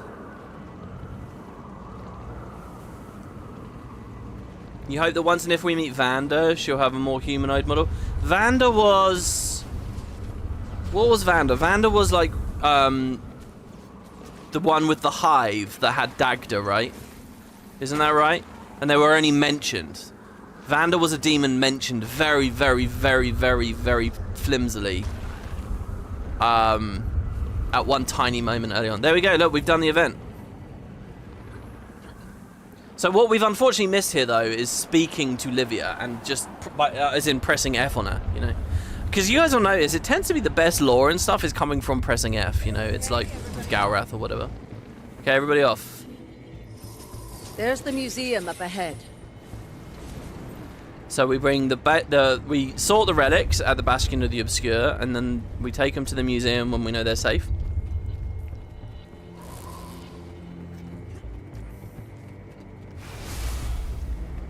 Vanda sent her hive to possess Dagda, was clever enough not to possess her herself when we cleansed the wizard. Yeah. Truly a sight for Urchik's sore eyes.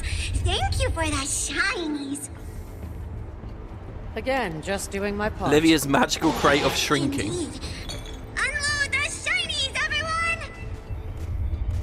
Wait. Oh, very bad. Ugh. Is a 5-second break too much to ask for? You all keep moving the relics. I like that dialogue. Is a 5-second break too much to ask for? It can feel a bit like that with the dynamic event cycling so quick. I do like that. But she voiced it really well too. Are you a kind capable of feeling regret? I mentioned that I really don't like Cryptis, right? There's a lot of stuff like, can they feel regret? Do they have emotions? Do they, what was that question a second ago? Do they have hearts? Or whatever? Back to the food, feast. The museum is forever in Livia and the commander's debt. Again, just doing my part.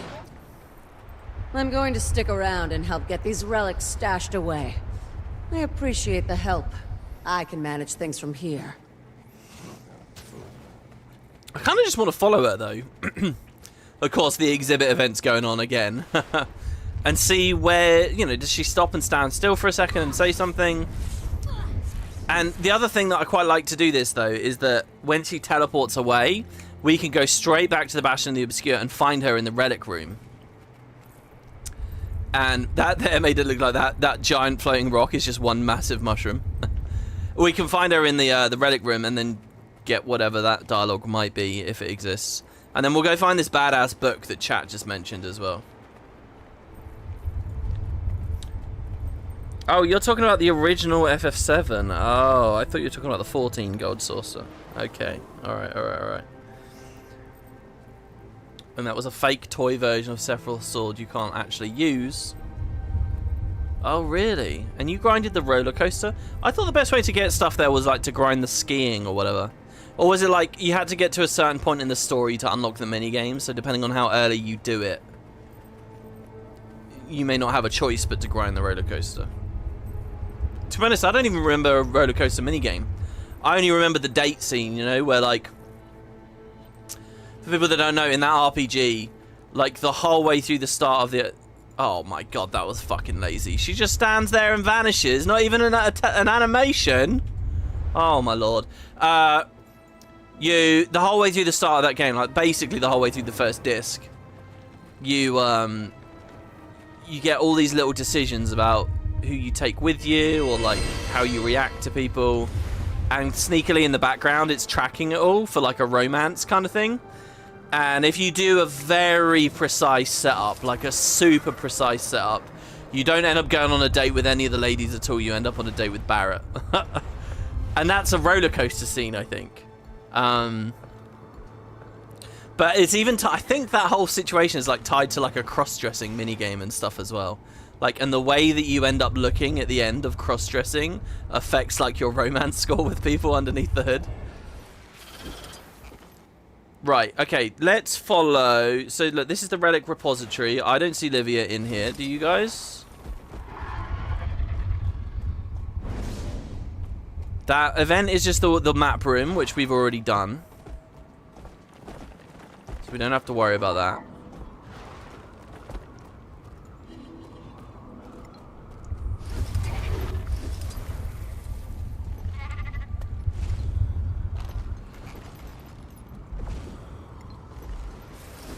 Oh my god, did I just get dismounted? I must have hit my hotkeys really weird.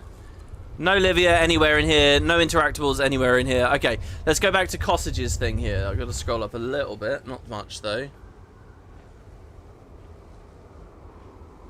What's this about? Mabon mentioned hell breaks loose, that Eparch sent his best to attack Dadka and Isgaron. So Vanda being Dadka's possessor means she's crazy powerful. I see, yeah, that's a good point as well. Okay, great, up here. Great lore book in that rectangular green area. This one, I assume. In this rectangular green area, north of the Bastion, there's a letter high up. Oh, we're right next to the goddamn thing. Oh, so we want to go on the roof of the relic area. You know, it's crazy how many different weird places stuff can be hidden in this. Okay, we're up. A letter from the Wayfinder. But that's our title. Oh, Wayfinder Azure. Okay, so Azure is... I told this story on a previous part. I'll just tell it again real quick. The Wizard's Folly, which we now know of as the Bastion of the Ages, in Guild Wars 1, had like an Elementalist standing at it. That was Azure. A member of this enigmatic order of spellcasters from Ascalon. And we now know through various lore books was... Attention, Ward! Here we go, here's the Preliminary map. signs of multiple rift anomalies. Possible equipment malfunction. Never seen preliminary data show simultaneous interdimensional erosion on this scale. I'm running diagnostics, but we should move to readiness level 1. Finish all current tasks and prepare for incursion. Alright, okay, hold on. I just had an amazing donation with a really cool question and the meta dialogue and this letter. So let me just finish the anecdote, do the letter, and then I'll get to the donation. We'll try to do all that before the meta actually spawns and more dialogue. So yeah, we found out Azure was like relating with the... was basically a part of this group. We can see here it had the title of Wayfinder, which is our title now. So let's see what Azure says. Forward. This journal, and I've never read this before, I don't know what is about to come out of this. Forward, this journal is preserved as a part of Isgaren's collection of written relics. It doesn't seem very fucking preserved, it's just flung out over here. These documents display the thoughts of a significant figure in Tyrion's history, whether they interact with the court or not. Azure was one of the most practiced of those bestowed the title of Wayfinder, and fought alongside the Order to protect the secrets of the Astral Ward during the Century of Prophecy. Oh wow, okay, so hold on, there was a Century of Darkness we've heard about before, or was, sorry, the Age of Darkness? We've got the Century of Prophecy, but chalk this one up for the timeline as well here. I would assume the Century of Prophecy is the Guild Wars 1 century, because this is a resolution of the Flameseeker prophecies. But to call it the Century of Prophecy would suggest a lot of other prophecies were also fulfilled during this time.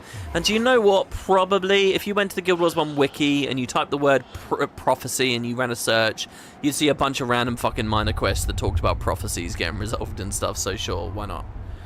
Anyway, that'd be my guess. Unless Azure is way older than we first realized and was from a different period. Isgaren.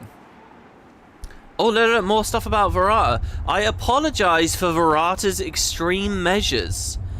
He learned of our interactions following his expulsion from the Order, and I think jealousy is perhaps his most salient emotion.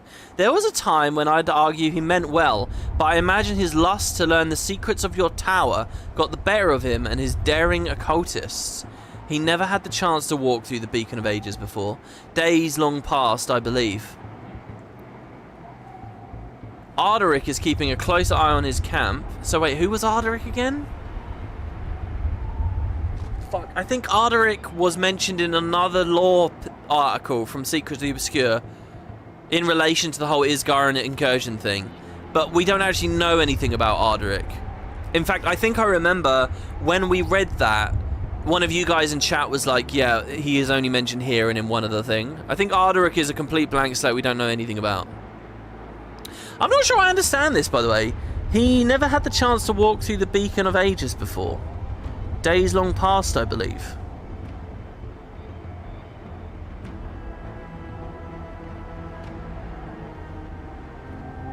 Is she saying there was a time when maybe he had that chance, but he's given it up now?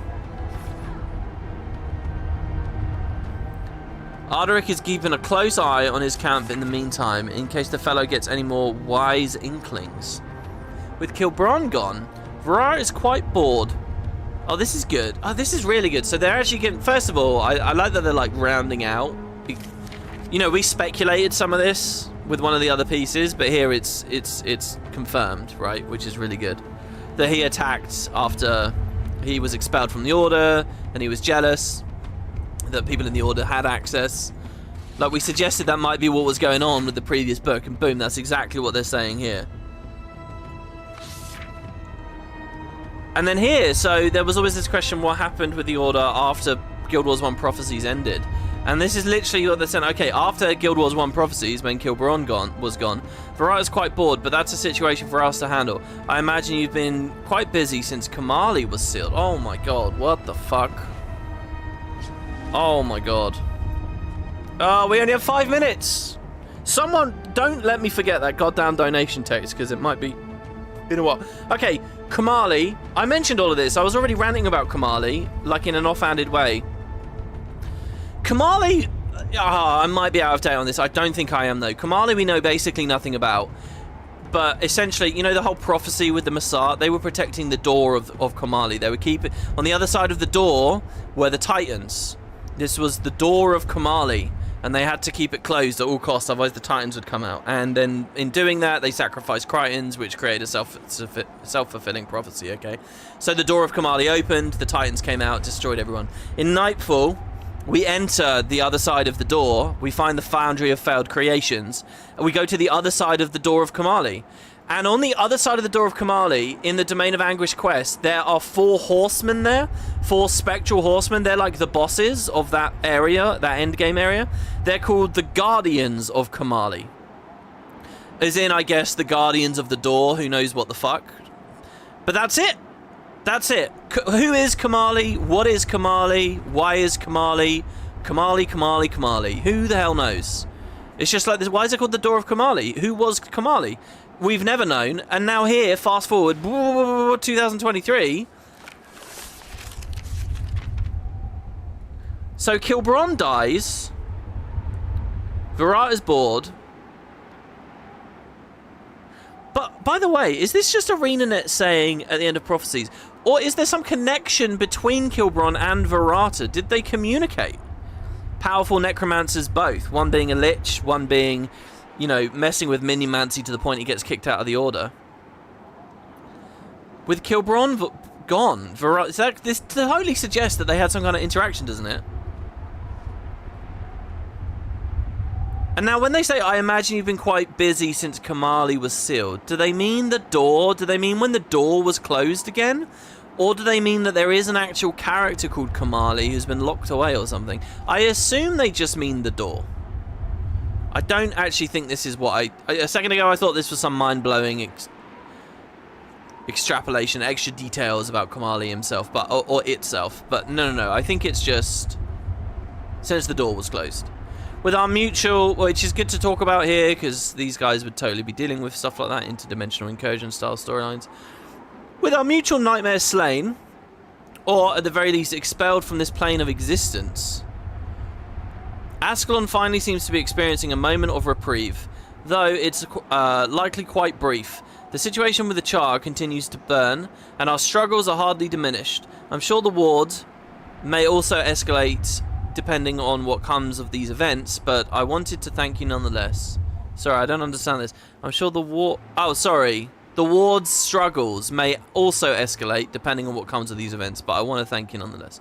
You've been an unlikely dawn. There's that metaphor again. You've been an unlikely dawn after many long dark nights. Even though the Chosen carried the torch to the brazier, having allies in this frightening, rapidly changing world will at least cushion the fall. Should you need our aid, the Order will fight with you again. Had you not pulled me from the flames that day, well, I promise you that I'll never evoke the wizard's folly in anything but jest. Oh, this is interesting. She was like a fire elementalist, so this thing of had you not pulled me from the flames that day. So a little allusion to what they did to help her or whatever. Well, I promise I'll never evoke the wizard's folly in anything but jest. Your secrets are safe. I just hope that I get to see the Beacon of Ages again. I miss it. I miss everything about the meadow. It's not the same. This is really nice as well. This is a character pining for pre-searing Ascalon. You know, which many of us as players did too. You know. So Azure. I don't know if I'm missing anything extra buried. I'm sure I can look at chat in a second. And Cottage and Co might be able to help out here. But yeah, this is just a nice letter. More information from Azure. That's very, very cool. It's weird that it's randomly up here. I thought that there would be a bit of story about someone's thrown it away or whatever. But I guess that's the problem, you know. I'm complaining that there's no lore in any weird places. But then again, they can't just... If they do put it in a weird place, then I'm complaining that it's not justified. So that's the issue, I suppose. Well, there you go. That's at least something. And this was just across from the map room, I suppose. Okay, in 15 seconds, the meta starts. I don't actually know where it begins. Obviously, we're going up to the World Spy now. So I'll just let them speak, and then we'll look at chat, okay?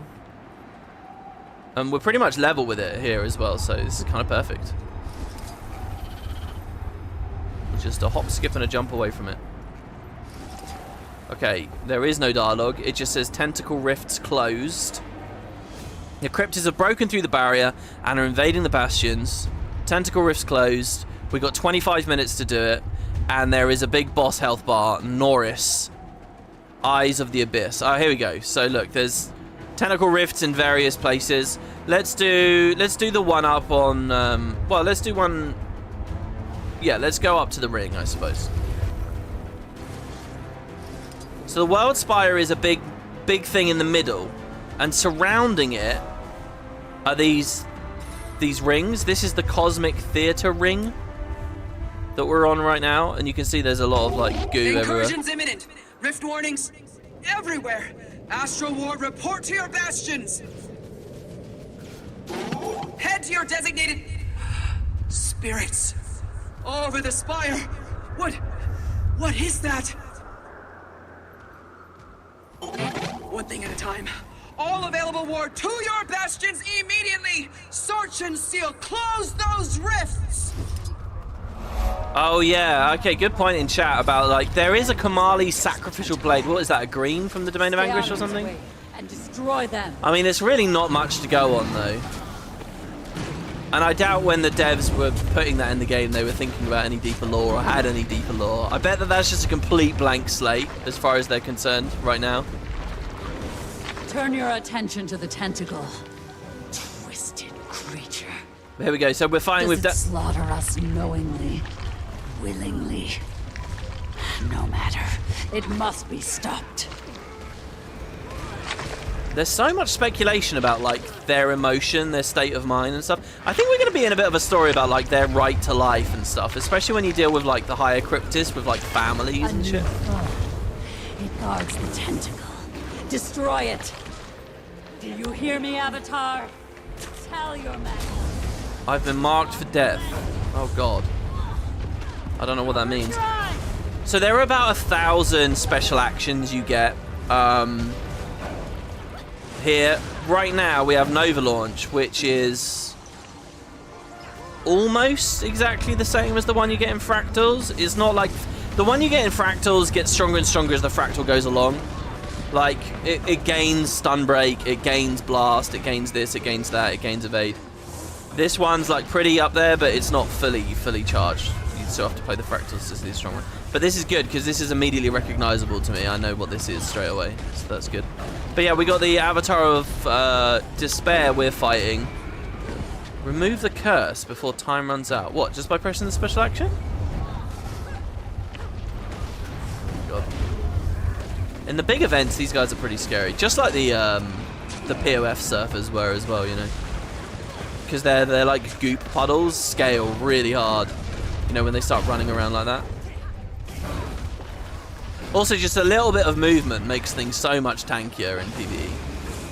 Because they walk out of all the goddamn AoEs. The tentacle. Crush it. Send Eparch a message. Send Eparch a message. I want to do this event where Eparch speaks to us. That sounds really interesting. I don't want to miss that. Seal the rift quickly. Maybe I'll start the next part standing. I'll like look up where it is and we'll stand right where it is, you know. I have no idea how rewarding this meta is, by the way, or what we pick from the choice chest or anything like that. So if you guys want to offer that kind of advice, that's good. So the gluttony guy's down here. He's actually got a couple of kills, it looks like, but is about to die. So there you go. So that's 2 of the rifts basically done. Let's explore this full place here. I don't think there's any interactables. And in this case, I think that's fair because this is usually just pure action up here. People don't want to be fiddling around. Pressing F on things. But so yeah, we got 6 tentacles. Now, while we do these tentacles... Oh, well, there's a mastery point here I've never had. And a Greater Arcane Chest. Let me answer this question here as well. So, a second ago...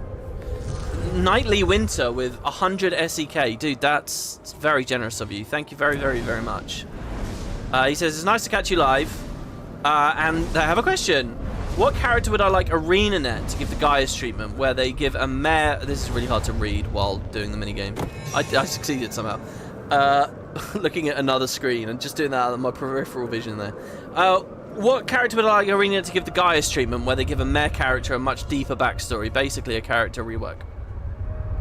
Yeah, I don't know. It's a really good question. I very much like what they did with Gaius. So, people that don't know, Gaius is a Final Fantasy XIV character. And the thing, you know what I said a second ago about how I skipped these first two circles and I started in the middle? It's because these are shit, right? They're really, really, really weak storytelling. Now that I know a lot more about the lore, I can do it in a good way, right? It's just like with Corteria.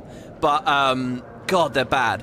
Now, they took a character from there, like a generic kind of villain kind of character.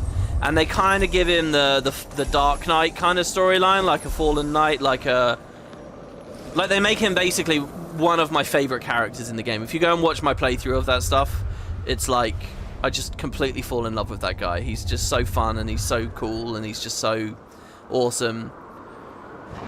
He's kind of like that archetype where it's like he's your enemy and he ends up allying with other of your enemies, but when shit really comes down to it, he doesn't really like your enemies either, so he sort of breaks off his pack with them and stuff. He's great. Alright, I'm describing it in a terrible way. But yeah, they take a mare character and they make him really interesting. There's a billion characters in Guild Wars that I would like to see that treatment. Zodja I would have put on that list.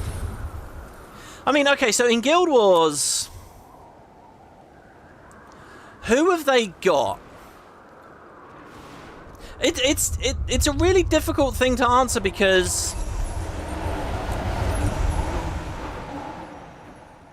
in their very nature, they would currently be totally uninteresting characters, unassuming characters that, you know, it's not worth thinking about, right? So it could be any number of characters. It could be fucking Lagula, you know, a random ogre character. It could be someone from like the Lesser Races arc. I would probably pick people from the Orders more than anything else. Like I'd pick Dern, I'd pick Gix, I would pick, you know, Real. I would pick Laranthir. I would love... So, Laranthir's actually getting a bit over the edge now, where he's a big enough character that... already, and a likeable enough character. But the reason I would say I'd pick the Orders is because I really like the Orders, and I really miss the Orders, and I think the game was in a really interesting place when they were being utilised in a big way. And, I would have anything with them. You know, I almost would have said Zodja as well, but it wouldn't be fair to say Zodja really.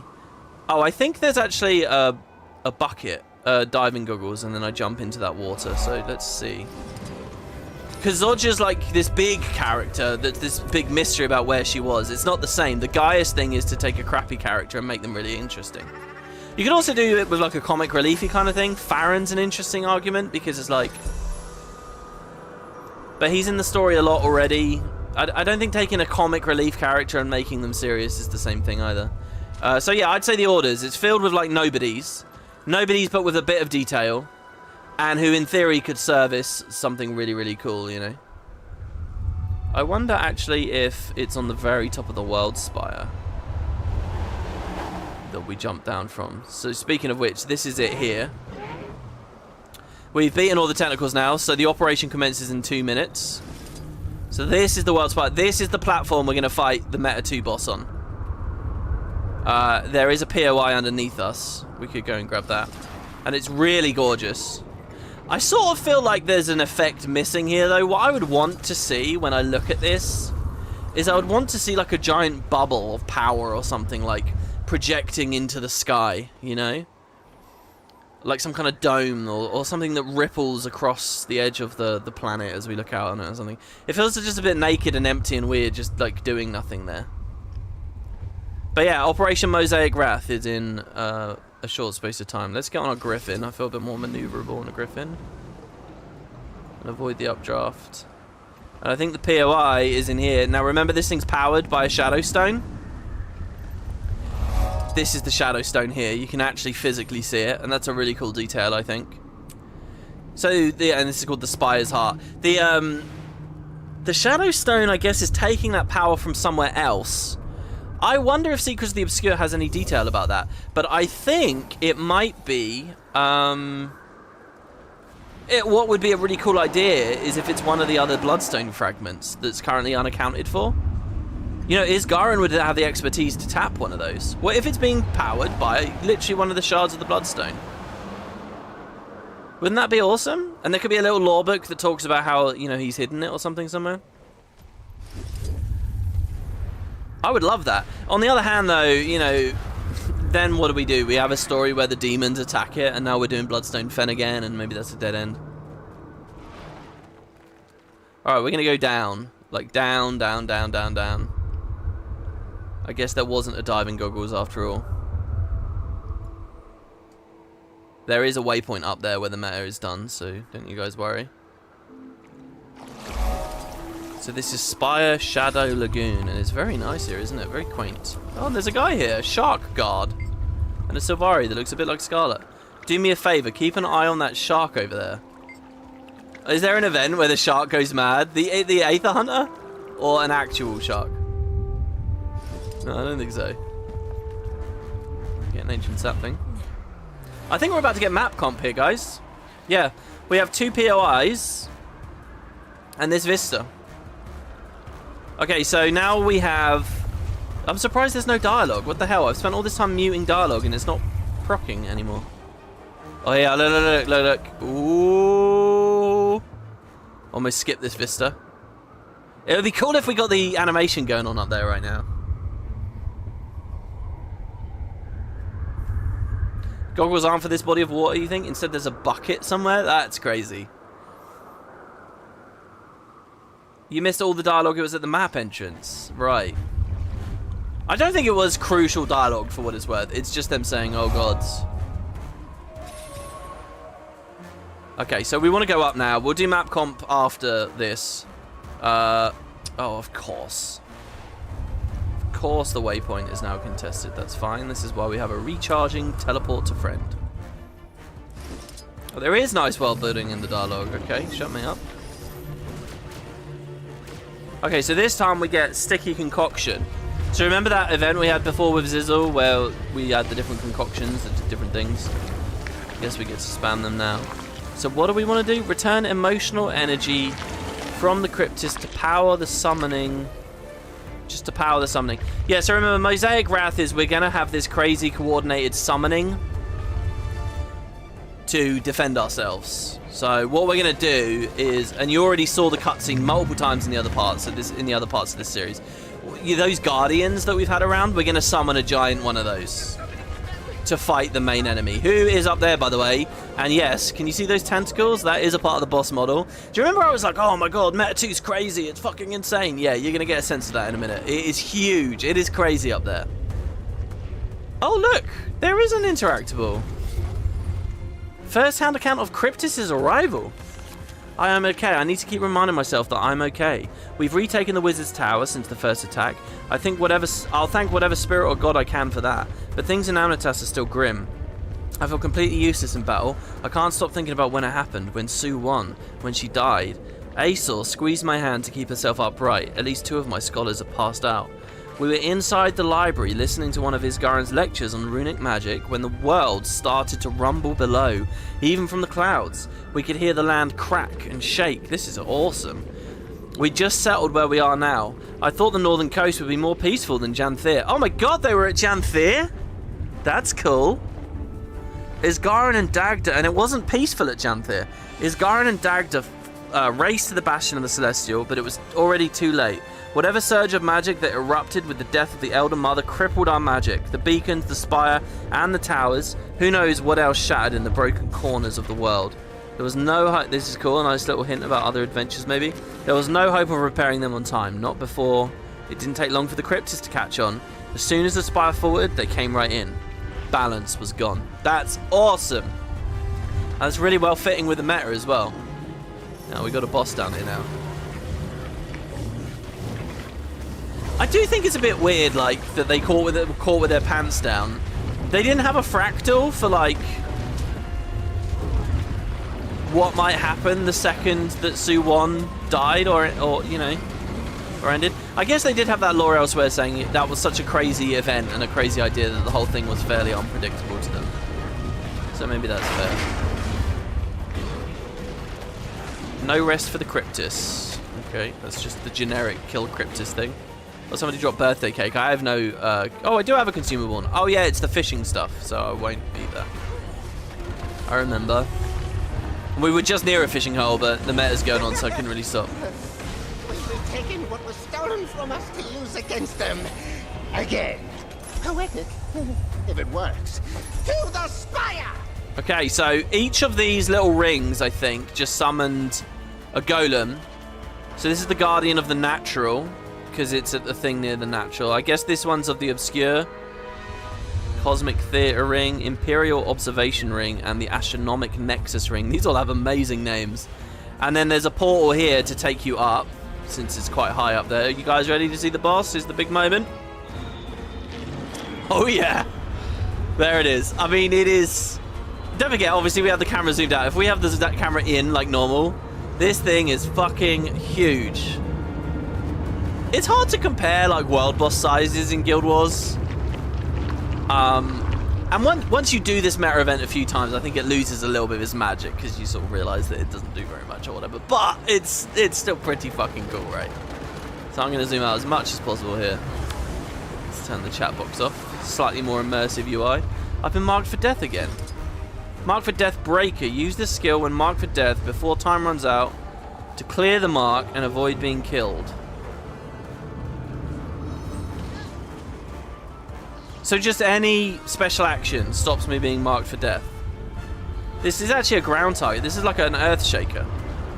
Now I don't know where... We didn't do anything in the expansion with this yet, right? Order. Knocks down foes and deals defiance damage to enemies within the radius. Removes mark for death from its source. So there you go, we kill the tentacles, and now the Maw is vulnerable. And do we DPS it normally, or do we... I think we sky... Oh no, we can DPS it normally. People are on sky scales. There is a phase where you hit it with sky scales. Oh my god, okay, alright, and then there's this phase where we get banished, just like in that room before. I don't know why my hammer orbs were doing lots of random little damage. I don't know what I should do here. Am I just dying? Teleport recharging. Oh, I think we have to walk into the light, and I've done it too late. Ugh. Yeah, I think we walk into the light and we survive that. So, I'm not going to revive orb. I'm going to waypoint and TP to a friend. Guys, in many ways, a TP to a friend is a revive orb, okay? So if you only have a few revive orbs, but you have loads of TPs to a friend, which you will have because of, like, anniversary rewards, just do that little technique I did there, and you'll save it. Alright, if I get banished again, I think we just walk into the light. I couldn't really see it. It was quite far off in the distance there. I got distracted by the, all the random little damage I was doing on the ground. It seems to me that playing alacrity builds in open world is probably better than playing quickness builds. Because I always have quickness. And, I mean, I don't know, the catch-22 there is I am providing it. But look, we got so much there. I just double pulse quickness on myself and didn't get any because we're overcapped. You chose this. Growing anxiety active. You're taking continuous damage while near the boss. Okay, I'm going to get on the green. God, having a command attack up and not actually knowing how to play. Only Dagger and Lear can withstand Nuris's mind attack. Leave the platform and help your allies summon more guardians. Okay. So we can jump onto the sky scale thing. Let's do this one here, the Astronomic Nexus Ring. Is there like one lore book in each ring? That would be pretty cool, right? So what is this? Tentacles of Norris, the Eyes of the Abyss. I love the name here as well. Norris, the Eyes of the Abyss.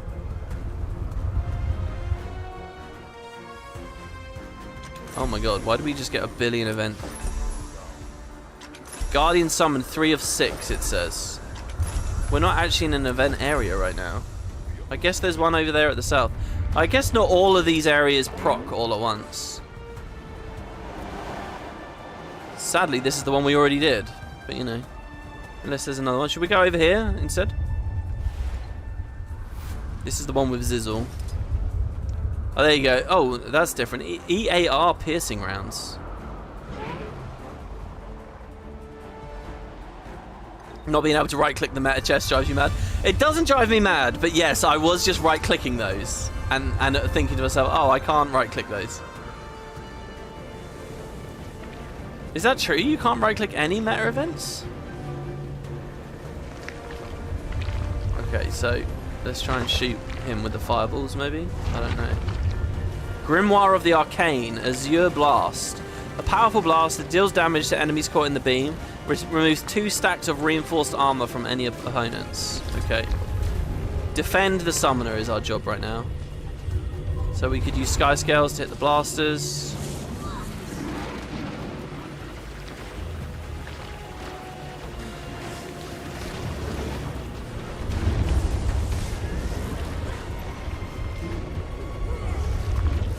We just hit this guy? Oh shit. That's fine, we got 2 stun breaks on. Demonic Seal. This creature has sealed itself into its spiny shell, preventing all damage. Yeah, okay, and then we charge through it. I remember we read that on the previous part. See, this is the thing about this meta. It's just pop-ups and mechanics galore. And it feels, I don't know how, you guys tell me how you think it feels, because, like, it certainly feels like a shit ton of stuff's going on. Oh, I accidentally clicked a button there to swap my mouse mode, and now I can't press any buttons. There we go, we're back. Oh, yeah. How about you?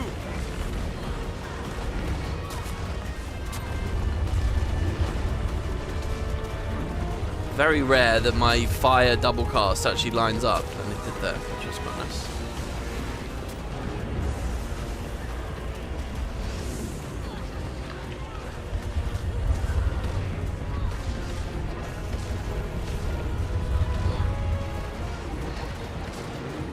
I swear I dodged that way too early. But I mean, it worked out.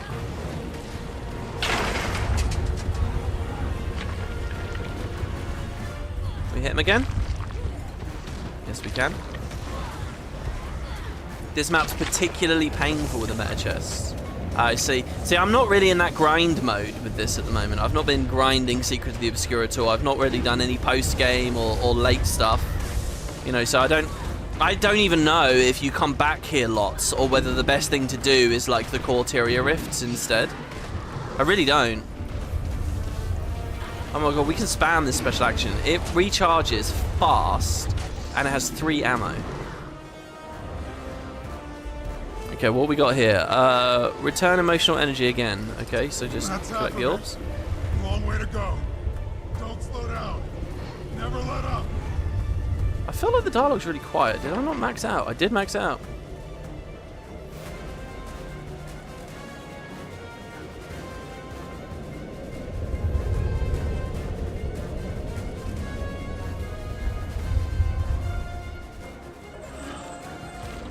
Okay, there you go. Summoning complete.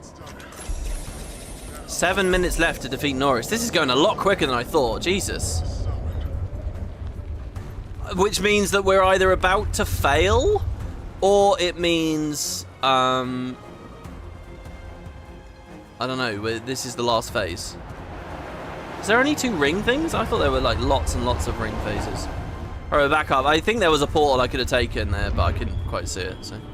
Oh, no, we're taking damage again. Oh, I see, hold on. The portal's not there because we haven't done both. This one at the Bastion of the Celestial needs to be done here. So, oh yeah, okay, so the ring itself is also a bastion. The Bastion of the Celestial. So that's interesting to remember, by the way. It's a very interestingly shaped bastion. Yeah, okay, I can see why this would drive you guys mad, because it keeps popping in the middle as well of the... Alright, there you go, it's done. And now the pause. So if you want to keep your UI clear while you're doing it, you're going to be spamming that thing a lot. Probably just want to break that bar. Don't really have too much. Should have stayed and got my lightning field, then I could have dazed with the waterfall. Okay, it just says defeat the tentacles.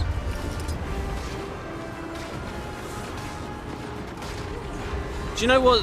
The weirdest thing is going on right now. I don't remember what my special action hotkey is. Subtract, none. Oh, it's on the bottom. I remember now. That's so weird. That's clearly because I've been messing with so many hotkeys and keep on to Final Fantasy. I've totally confused myself with the goddamn special. I keep clicking a thing on my mouse, like, no, that's not it. No. Like, I must have done it about 20 times here.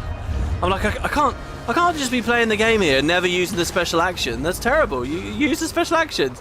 But I keep spamming buttons and can't find them. EAR piercing rounds. Shoot 3 rounds. They stun and apply conditions. The conditions are not listed on the tooltip. Deals additional defiance damage to anyone who's stalwart. So what does standing in these do? They just need to be filled. Good job to this guy. Nightmare Kirito. Because if we failed that without people being in it, that would have been real bad. There we go. See, I can use the special action, guys. I know what my buttons are. Somebody just jackaled on me. I like that. The only reason anyone would get on a jackal up here randomly is to barrier people in the meta. So like, that was clearly a thinking play he went for. I don't know whether we actually take counter damage in the burn though.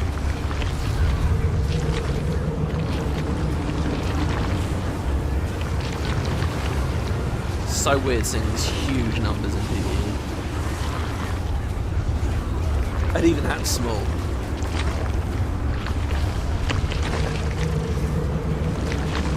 Yeah, this big balance patch is going to definitely be really interesting. I think there was a big post on Reddit the other day about like the amount of damage that's gone up over this past year, like just the insane levels of power creep and how much it needs to be toned back down to get to any semblance of like encounter balance that we had before. Okay, it's 4 minutes left. I'm really nervous at the moment. I'm genuinely really nervous. Why is the timer so low? If there's another phase, we're fucked. Help to stop the tentacles from damaging below. Oh, I think here's a cool bit. You actually fly out, and yeah, like this, and you hit the tentacles that are popping up all over the spire. And look how low some of them are. Look at these. I'm gonna go all the way down here. Look at this. This is probably the best part of the meta, actually, to me, I think, because this is totally different, like quite novel gameplay here. But there's even one down here. This is the verticality I'm talking about. I guess it is here. I don't know what I'm complaining about. I mean, look at this. Where is my cursor there? Oh my god, I've got to hit him a lot though. Is there another player down here? There is. We could slowly climb up, spiraling around. Oh man, 3 minutes? Is it gonna fail? I don't think we can do this.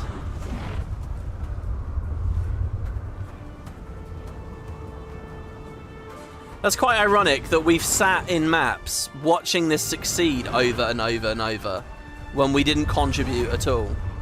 And now the one where I'm contributing, I don't know, if everyone's spread out really well and all the tentacles are being equally damaged right now. But there's the whole dancing bit, isn't there? Attention! Operation Mosaic Wrath underway! Report to Dagda on there you top go. of the spire! Go! Go!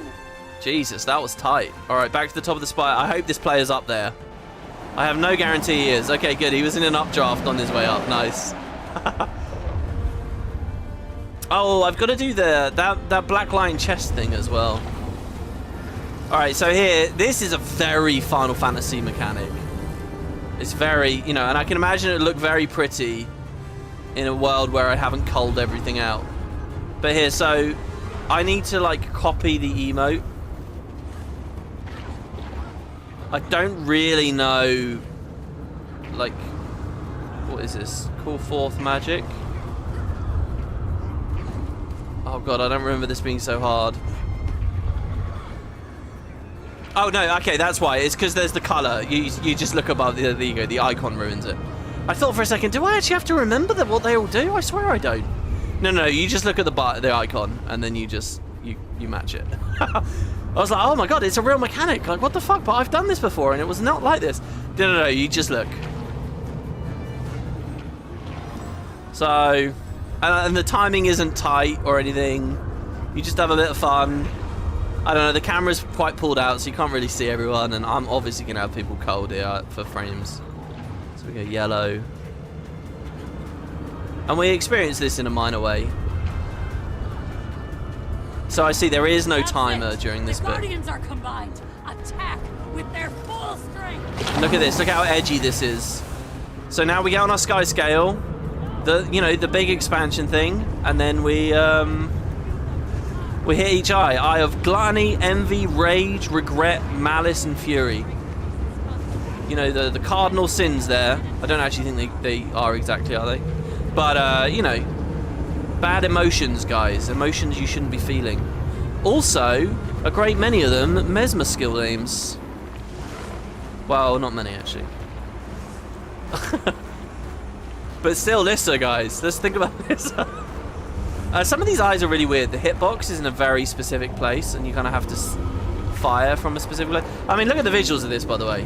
It's kind of a mess looking at sky scales everywhere, but here I think it works super well. We got Golem beaming, and just a flock of sky scales, just dragons taking this thing down.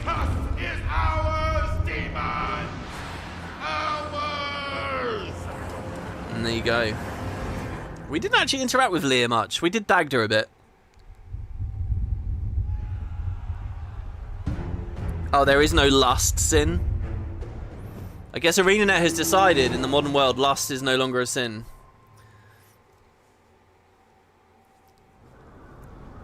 Lissa flirting with Epoch. Oh, that's why. Apparently I only got 83% participation. That blows my fucking mind. What? Really? Alright, well there you go. And we get a Hero's Choice chest. Do this once per day, guys. And I don't know. I mean, do advice, chat? Anyone want to offer any advice? Skyforged, I think, was one of the rare collections I have done already. Amalgamated, obviously, is just like saying, hey, give me a gold and a bit. I don't really know why I can get a pouch or pinches. Like, don't you turn, like, a stack of pinches into a pouch? So why the fuck would I ever pick pinches?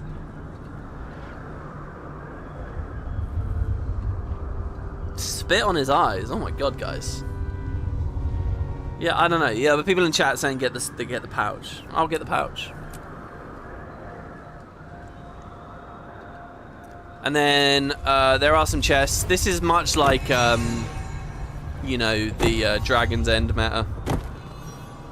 Just a bunch of chests in a ring. In Dragon's End, they had like the map participation bonus system, which you'll notice is not here this time. You know, doing events off the meta doesn't power you up for the meta itself. And you would trade those stacks in at the end for extra chest opens. They don't have that. Also, I don't like it when they do this, when they have the just... I rather the chest icon disappears when I've opened a chest, rather than just sit there like that. But there you go. And now the map has to fully reset, I guess, which is also interesting to me. Map closes in 3 minutes.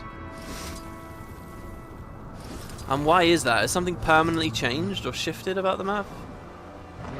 Is it just something about the matchmaking? I don't know. Also, can I speak to Lear or Dagda? Are there any NPCs up here? Oh, there are NPCs. Oh, and we can speak to them. Nice. So here's Frode. It wasn't easy. Yeah, I'm not sure I could ask for much better, all things considered. Wayfinder, thank you. Epoch's still out there. You're right, but now we have a moment to breathe. Maybe I can take a little time to process losing Arena. Keep your head held high. Wayno here. It wasn't easy, yet I'm not sure we could have asked for much better, all things considered. Wayfinder, thank you. Epoch's still out there. Oh, what the fuck? That blows my... Oh no, it's just bugged. Or it's not bugged. It's like one of those multi-conversations. Let's put it that way. Yeah, it's not bugged. It's just I press F once and I get everyone all at once. See, we pressed F here on Vanak, but we're speaking to Urchik. Urchik, sock the commander. I mean, the Wayfinder do the big punches. The Wayfinder's skyscale poked all the monster's eyes out. Urchik could hear them pop from the wizard's house. Ugh, that's disturbing. But thank you. Oh, we take it serious because of the ears. Gestures. You get the sense that Glade is apologizing for Urchik's impulsive comment, but she understands why Urchik's so happy. I think I understand and I agree. It was a victory today. We've won a battle, yes, but war continues. Isgaran is still missing. Epoch still reigns in Naos with the Cryptis, and who knows what else is at his side. I wonder if this changes once we beat the personal story. For reasons I won't illuminate, because of spoilers. Vanak Faithwalker, by the way, standing with these two. I don't really remember Vanak. Oh, Livia and Garath, what a pair. It seems that you're the hero of the day yet again, Wayfinder, just like old times, no? It's what we do as part of the Shining Blade. Nice. Bit of Shining Blade dialogue there. Bah! That lot don't know what the world's really about. Livia does. I do. Live for hundreds of years and you learn a lot. Still plenty of secrets out there, aren't there? More than can ever be known. Whoa! What the fuck? They cut a Lagos out of the story called Gull. Look, this is a Lagos. That's a Lagos' face. With a Lagos' name. Clearly there was going to be a Lagos. Oh no, there is a Lagos there. She's just cold. More than can ever be known, but we must strive to learn something new every day with the hope that the knowledge brings us closer to Epoc's reign. Do you want to uncull? Gull? That's so bizarre. I don't remember a goal from anywhere. What the hell? In the main story or out? Oh my god. Our feet today, a turning point perhaps. Auspicious, beautiful, worthy of song. A shame I couldn't dissect the creature. I wonder if it survived. Perhaps we turn the tables, demon. Indeed. Oh my god. What a good battle. You're stoic. Yeah, that's all very good. We've dealt below to Epoch, Foro and Coconut. Coconut is a player. Thank you, all the creatures. Thank you. There you go. I think that was the last one. Oh my god. You know, they did a patch for this map, so map 1, so you get a little bit more time. Apparently I need more time on map 2 as well.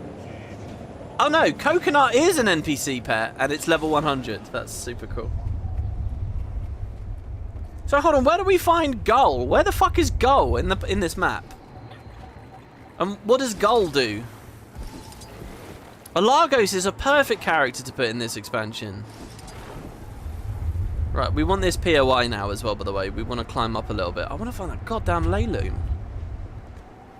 So there you go, the barrier between realms holds. And that's meta too. I think maybe we went a little bit too slow on the previous 2 parts, but there's been a lot happening here. Gull is in the Bastion of Balance. I wonder if I just saw Gull before but didn't really react or do anything. Did they actually have any dialogue? I mean, if they were just there and I couldn't even press F on them. So this is the Lonesome Steeple. Some of these towers are weird, man. I don't know. Most of the POIs in this expansion are these towers. And if there's not much of an answer about them, it's a bit weird, isn't it? I don't know. Right, what have we got over here?